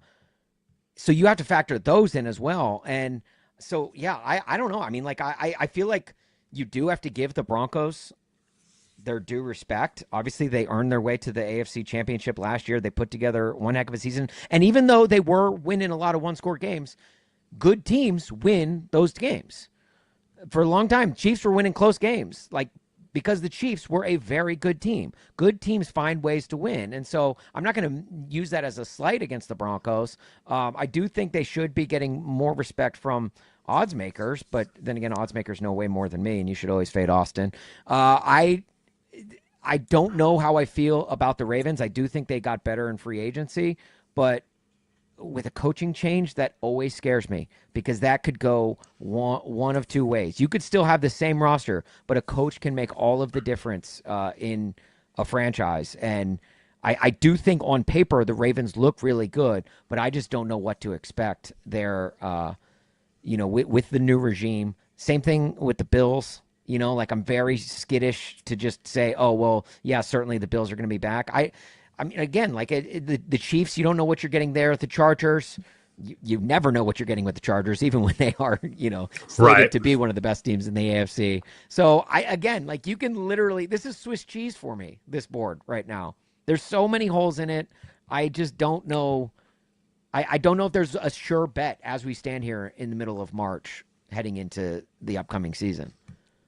It does feel wide open, and maybe the draft will change people's expectations. Let's say the Patriots also go out and trade for A.J. Brown. Does that make you feel differently? Are they still sitting at plus 850 if they pull off that trade? There was some reporting this week to suggest that post-June 1 trade could be A.J. Brown to the Patriots. I know Mike Florio had some reporting that the Rams were scared off by some medicals, reportedly, for A.J. Brown to L.A., and they already had a plan in place to acquire A.J. Brown and then move on from Devontae Adams, but that may not happen because of some of the medical reasons, which I thought was interesting. Was that leaked out there intentionally to try to lower the value for A.J. Brown?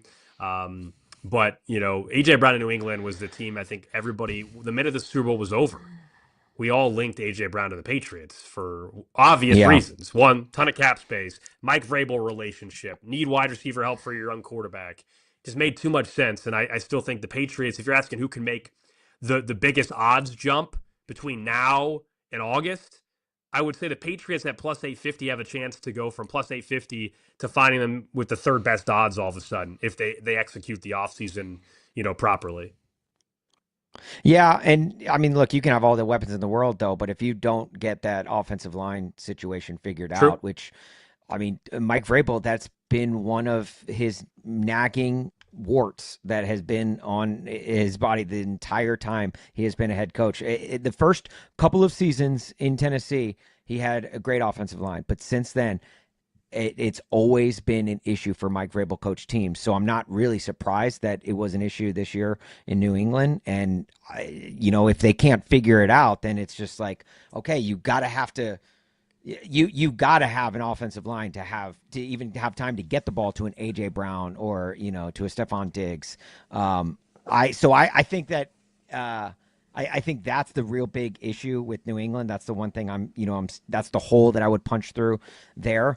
But kind of going on the bottom end of the AFC now, I feel bad for a guy like Malik Willis, who finally gets his day to start in the NFL, signs a great contract, goes to Miami, and he's thinking, all right, let's link up. Jalen Waddle, let's go. And then before you know it, he's standing in an empty room like Will Smith at the end of Fresh Prince, and you're just like, wait, where'd everybody go? Like, am I going to have to do this on my own? And is that really fair to Malik Willis that we have to, judge him on a depleted, we're like, hey, drive this car. It's on cinder blocks right now, and it doesn't have a motor, but go out and drive this car, man.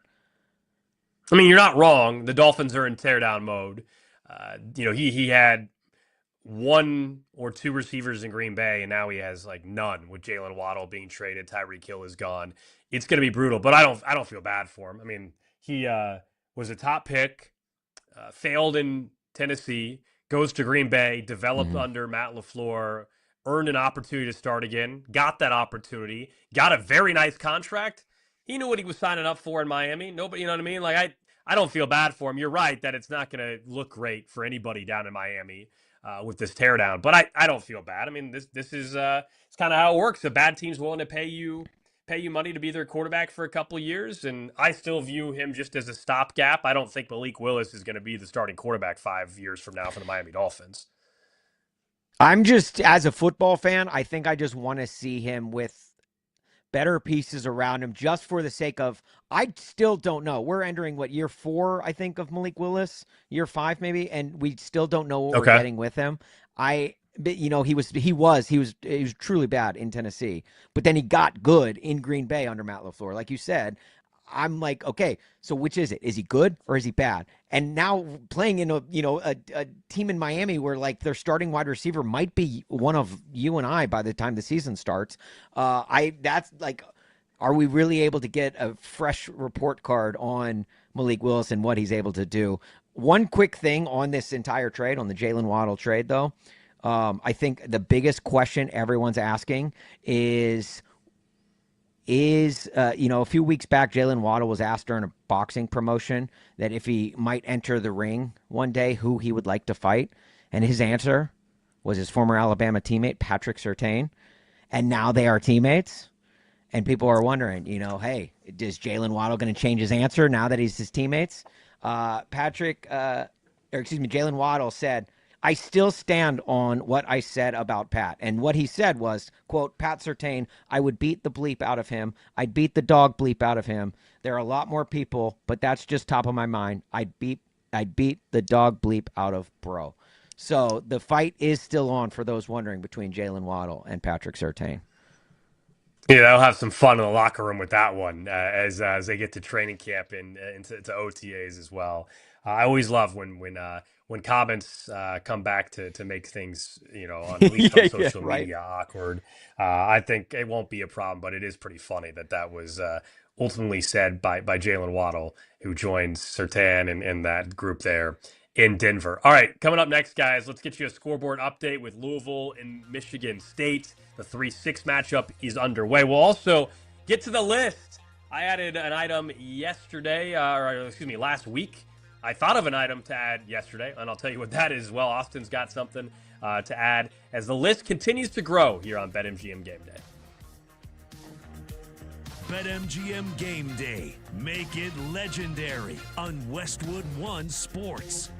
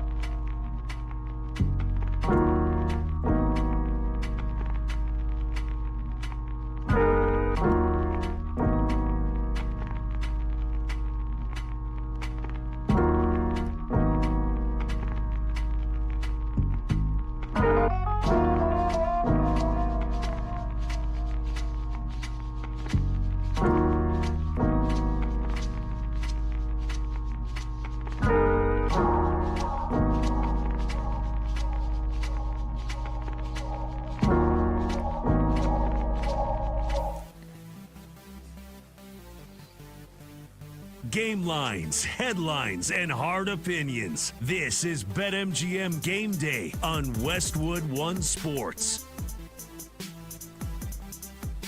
Before we get to the list here on BetMGM Game Day, Alex Gould, Austin Huff with you. Quick scoreboard update. East Region, second round action, a trip to the Sweet 16 on the line.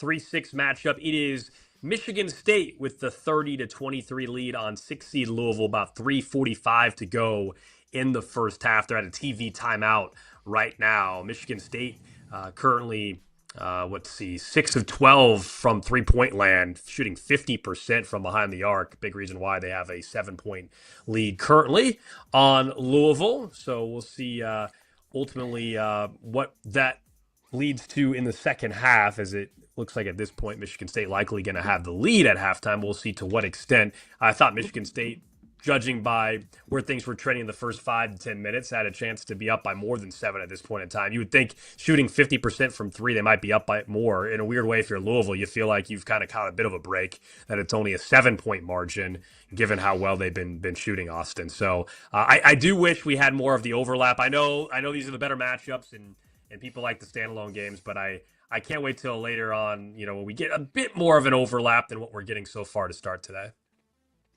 Yeah, it's a slow trickle on this Saturday. It's a lot more fun when there's like 4 games going on at once, and you're just like, I love that they have the scoreboards at the top of the screen now, because I'll just look for the closest game and I'll just flip to that. Whichever game goes. You're not a multi-TV guy? 6 points.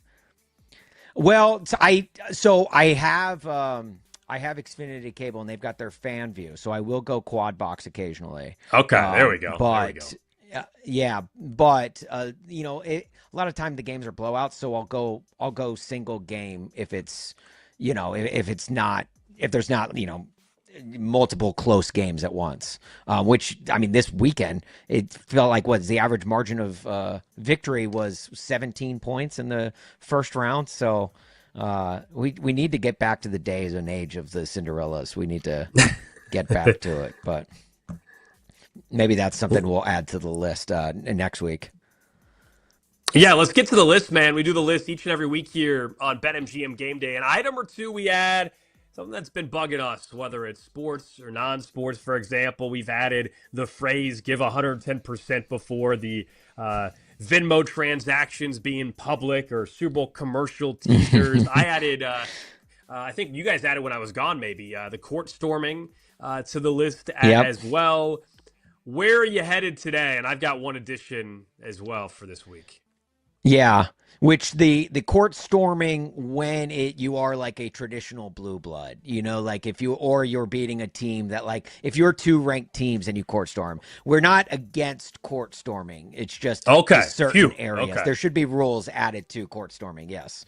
But the thing I am adding to the list this week is a thing that I believe you added to the list prior, which is actually fitting that we're adding it to it a second time. Okay, and you'll see what I mean here in just a second. The absolute worst people every year when March Madness rolls around, not the refs. Not even the fans decked out in their team gear in attendance at March Madness regionals where their team isn't even playing. Hate those people. No, these people are even worse. I'm talking about the people with multiple brackets.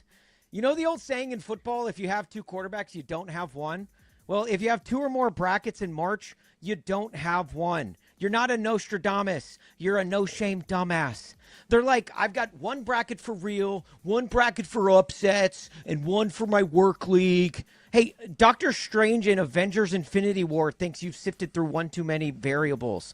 All right, when you drive on the highway, do you swerve all over the road? Because you clearly struggle with picking a lane.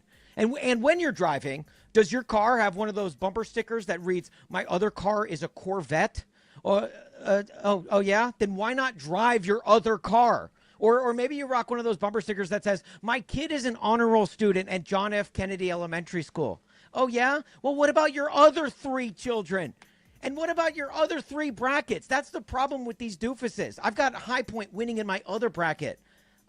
Good for you. That's not predicting. That's hedging. You're not the March Madness version. These people are like the March Madness version of Dude Perfect. You're throwing up hundreds of shots, but you're only going to show us the one that went in. Like, grow up, Peter Pan, Count Chocula. Pick one bracket like an adult. Because if you need 6 brackets to be right, you're not right. You're statistically annoying. Preaching to the choir, man. Absolutely, this was on the list, and now it's on there twice, as you said. Yeah, look, do the one bracket and just go with it, and that's it. We don't need multiple brackets, and you're exactly right. What happens is somebody will come into your office on Monday and say, "Oh, I did have that upset." And then you find out they had 4 brackets. You're like, well, then, no, you don't. Unless, right. Unless you're betting. Now, look, this is why I probably care about brackets less now than I did 10 years ago, because now I'll just bet a game or two or an upset or two and do it that way versus trying to get it right in a particular bracket. Because also, in your bracket challenge, anybody that's done well in these knows, it honestly doesn't matter if you pick the one upset in the first round. The key is having your Sweet 16, Elite 8, Final 4 intact still. That's all that matters. You can miss that you didn't pick High Point to upset Wisconsin. That's fine, but as long as you didn't have Wisconsin going to the Final 4, it doesn't really matter, right? Or going on a deep run. So I think the bracket stuff gets a little overrated anyway.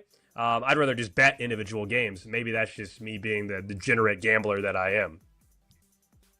It's so annoying to me when people are like, oh, yeah, I have them winning in one of my brackets. What? Why? Why do you have multiple? Like, it's a thing that should not be done or said by any grown adult. Like, you're just pick one. Like, it's not impressive if you had someone winning in one of your brackets, but not literally all of your brackets. Exactly. No, we're lockstep on this. That's why I could sense this really bugged you. We started the show and I asked you who was in your Final 4, and right away you said, "Oh gosh, he's asking me about the bracket." You don't like talking brackets to begin with. No. I'm okay talking brackets if asked about it. Okay. But if you unprovokingly start telling people the upsets that you picked in round 1 or who's in your Final 4, your March Madness bracket is the same as your fantasy football team, pictures of your kids, and at this point, the growing epidemic of mock drafts. Nobody cares about your individual performance outside of you. Nobody cares about your kids, okay? As much as you care about them. Like, if you just go around saying, "Oh man, hey, you want to see a picture of my daughter at her preschool recital?" Not really, to be honest with you, but I have a feeling you're going to show me anyway. It's the same thing with the March Madness bracket. Like, if you're going to be like, "Oh man, do you want to see who I have in my Final 4?" I really don't care, honestly. But I will say this. If you are asked about it, if you are in a conversation, then I think you can bust it out. I think you need, and this should be a rule for many things in life, you need full consent. Wise words from our guy Austin Huff. I'm glad we got that worked in today. Yes, we can get a stamp of approval on that as well. All right, let me get one more addition. Yeah, why don't you, Max? Why don't you go ahead and put that on the graphic too? The list, full consent. Goodness.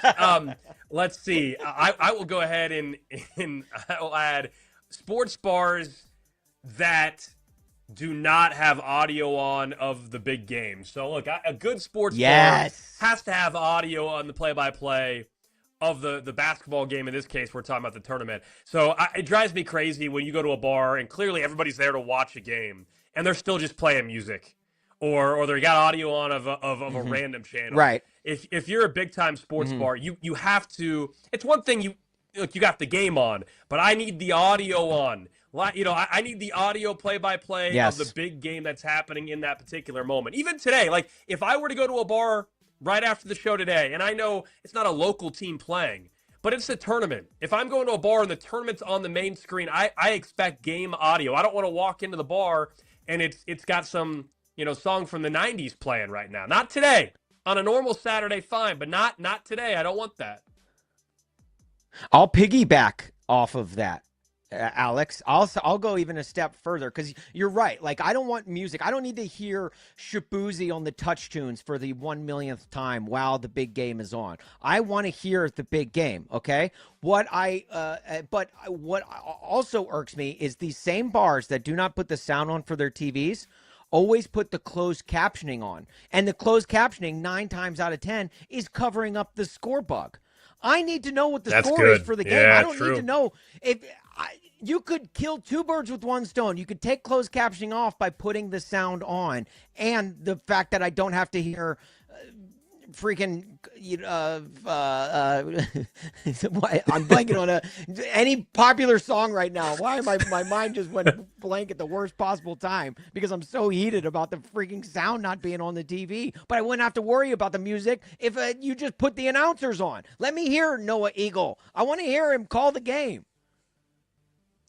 Absolutely. Yeah. Give me the play-by-play during big-time sporting events on the bar TV. That is the list. And as you can see on YouTube and Twitch, the 3 items now are listed. People with multiple brackets. Number 2, talking brackets without consent. And 3, sports bars without game audio. So thank you. Do you want to know, when I was trying to come up with a musical act, the first name that came to my mind, and this was way too dated, but the first name that came to my mind when I was trying to reference someone in like that with popular music was Carly Rae Jepsen. What? That was the first name, and I couldn't get that name out of my head, and I don't know why. I was just like, yes, is Call Me Maybe still being rocked on the touch tunes at every bar around? I don't know. Man, I think I just had kids. I will say that's a whole nother list item one day is the touch tunes, man. Some people that take over the touch tunes and just play there's people that just play some of the worst music over and over and over. There was just to annoy some people. That sometimes you got to shut the touch tunes off, man. It's like, oh my gosh, Living on a Prayer. This is my song. Oh my gosh. Or don't stop believing. I'm just a small town girl. It's like, no, we don't need that. Just put on the TNT broadcasting crew, please. That's exactly right. That's exactly right. Right now, if you're about to head to a bar, it's halftime, by the way. With Michigan State and Louisville, are about to be at least. Michigan State up 36-31 with 10 seconds or so to go. With Michigan State has the basketball, they're trying to build on a 5-point lead heading in to halftime. Up next, though, let's check in on the rest of the slate tonight. Some final picks. Also, tomorrow, big-time games, including a 4-5 matchup featuring 2 Hall of Fame coaches, 2 coaches that have won multiple national titles. How could that one play out? And it sets up who could be playing Duke if Duke were to advance past TCU today. BetMGM Game Day. Make it legendary on Westwood One Sports.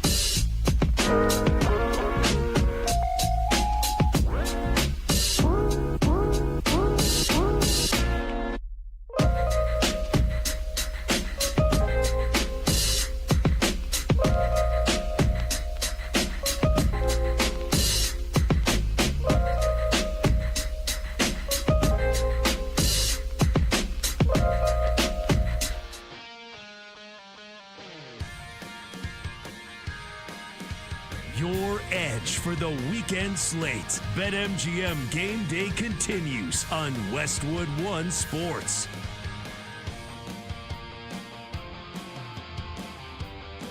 Alex Gold, Austin Huff with you.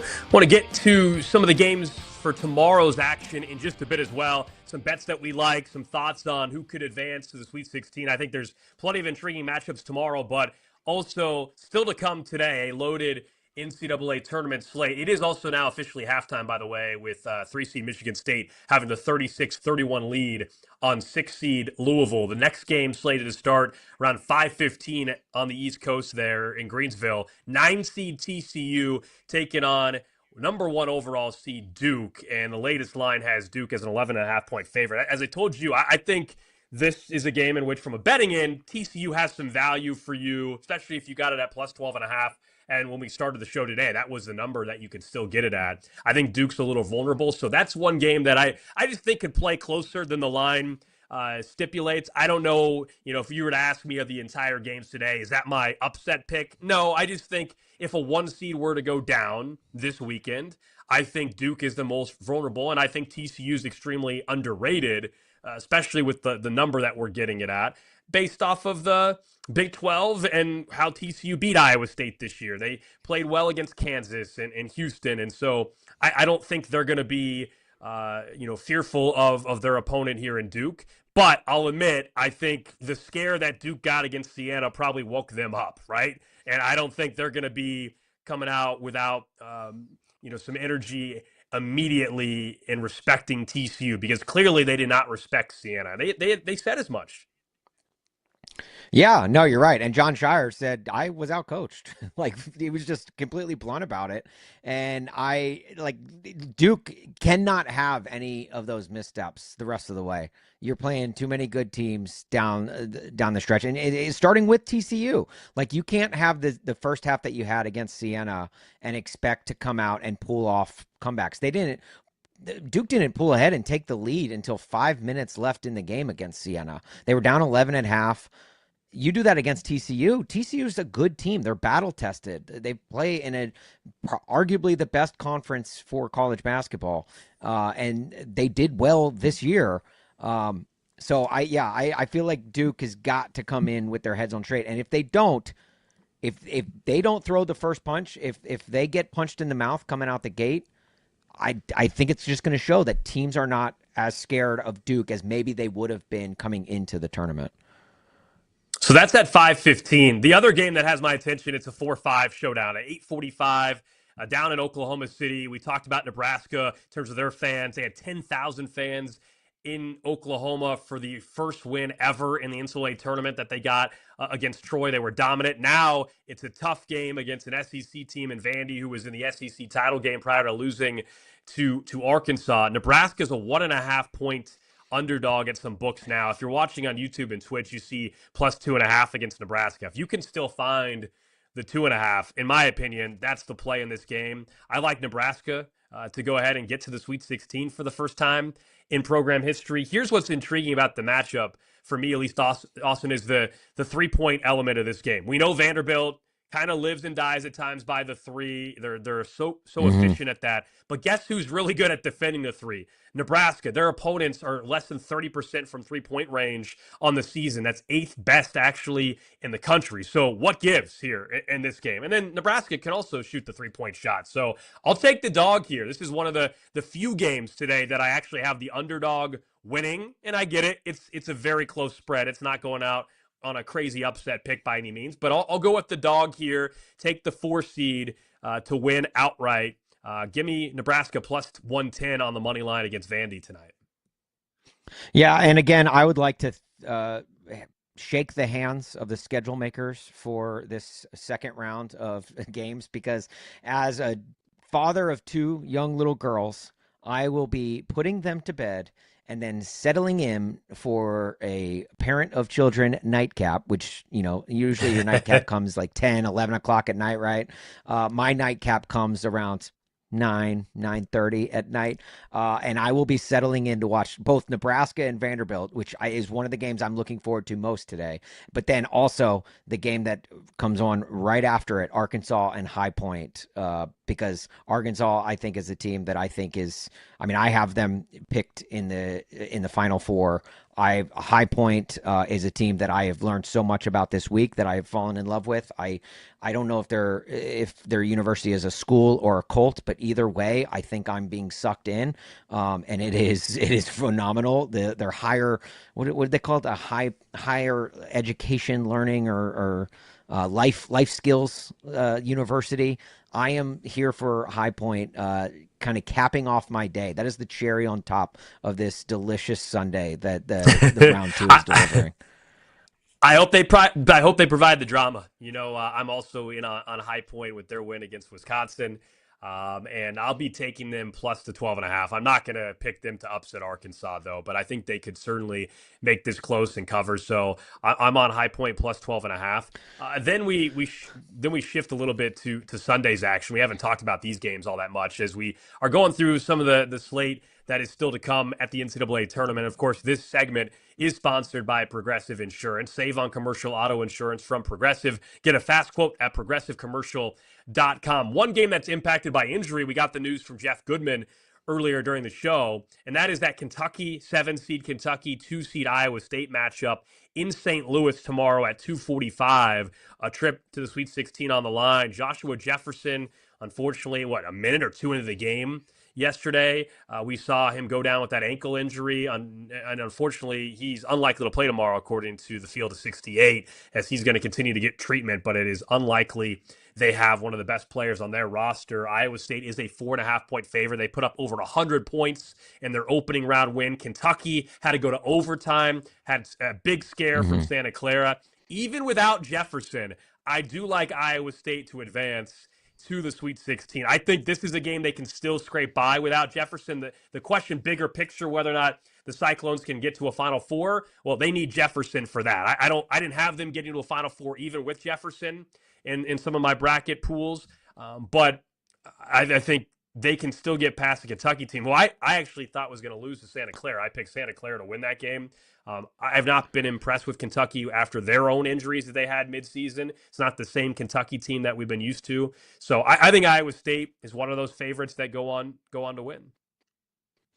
Yeah, Kentucky's. I think you and I actually agree on this, that we're not big on Kentucky coming into the tournament. Kentucky is a team that turns the ball over a lot, and Iowa State is a team that forces a lot of turnovers. I think Kentucky was like 12th in the SEC in turnover percentage, and that's not a good recipe for success against an Iowa State team that, did they score the most or the second most points in round one of the them in Florida? Florida destroyed Prairie View A&M, yeah. Okay, so that, I mean, like Iowa State is just firing on all cylinders. We knew they were good coming in. I think I have them in my Final Four. I don't think Kentucky's going to have to play near flawless to beat them. I will say this, though. I do have a confession to make, if you're open to hearing it, Alex. Kentucky, Santa Clara, I think we would all agree, had the game of round one, game of the tournament so far, right? Other than VCU, North Carolina with the crazy comeback, I think it's those two games. Okay, good. That helps me out a little bit by them just not being the outright best game of the opening round, because I actually missed it. I missed that game, the best game of the tournament, and I missed it because. What were you doing? I decided after my show, I live and work in Chicago, which we are currently being heard right now on 104.3 The Score. Shout out to Chicago. There we go. I after my morning show, I decided, you know what? I'm going to go see Scream 7 in theaters before it goes away from theaters. So I was like, because I'm a big Scream fan. What are you doing? I know. Oh, It was my my only goodness. chance to see it, though. It was my only chance to see it. So I thought I'd go during the early slate of games.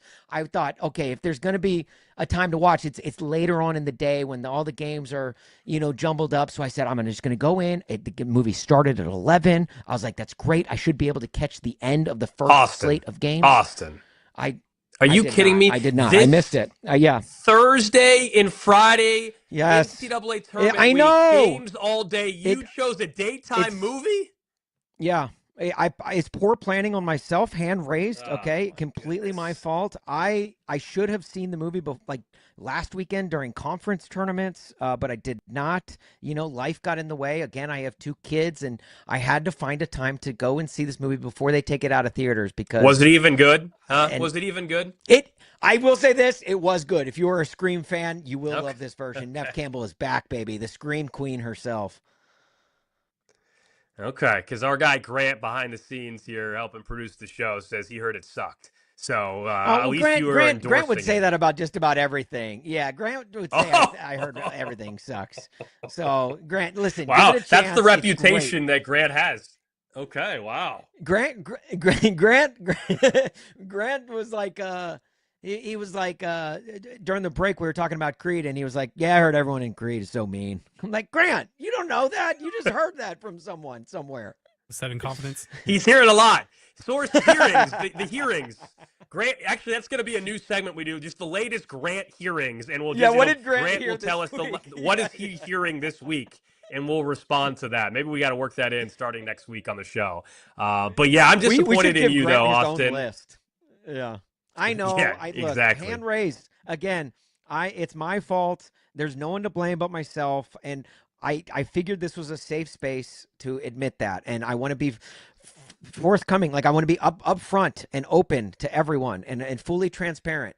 So I just must say that I missed out on the epic Kentucky ending by watching Scream 7. Yeah, I'll be honest, that's not on my list at all. Scream 7. I mean, I mean, the odds of me ever seeing that movie, I mean, they're worse odds than High Point winning outright today, or I mean, it's way down the list. It is one of my favorite film franchises, though. So that in my defense, I had to see it in theaters, and it is, and the 7th movie, shocker, I know, it was good. Like you see the Friday the 13th 7, it's not any good, but like Scream is somehow they're still doing it. I don't know how they're doing it, but they're still doing it. It's like LeBron James of movie franchises. Oh my goodness, yeah. He should just keep playing. I know people are hating on him, but he's playing at such a high level. I don't blame him if he wants to play for a couple more years.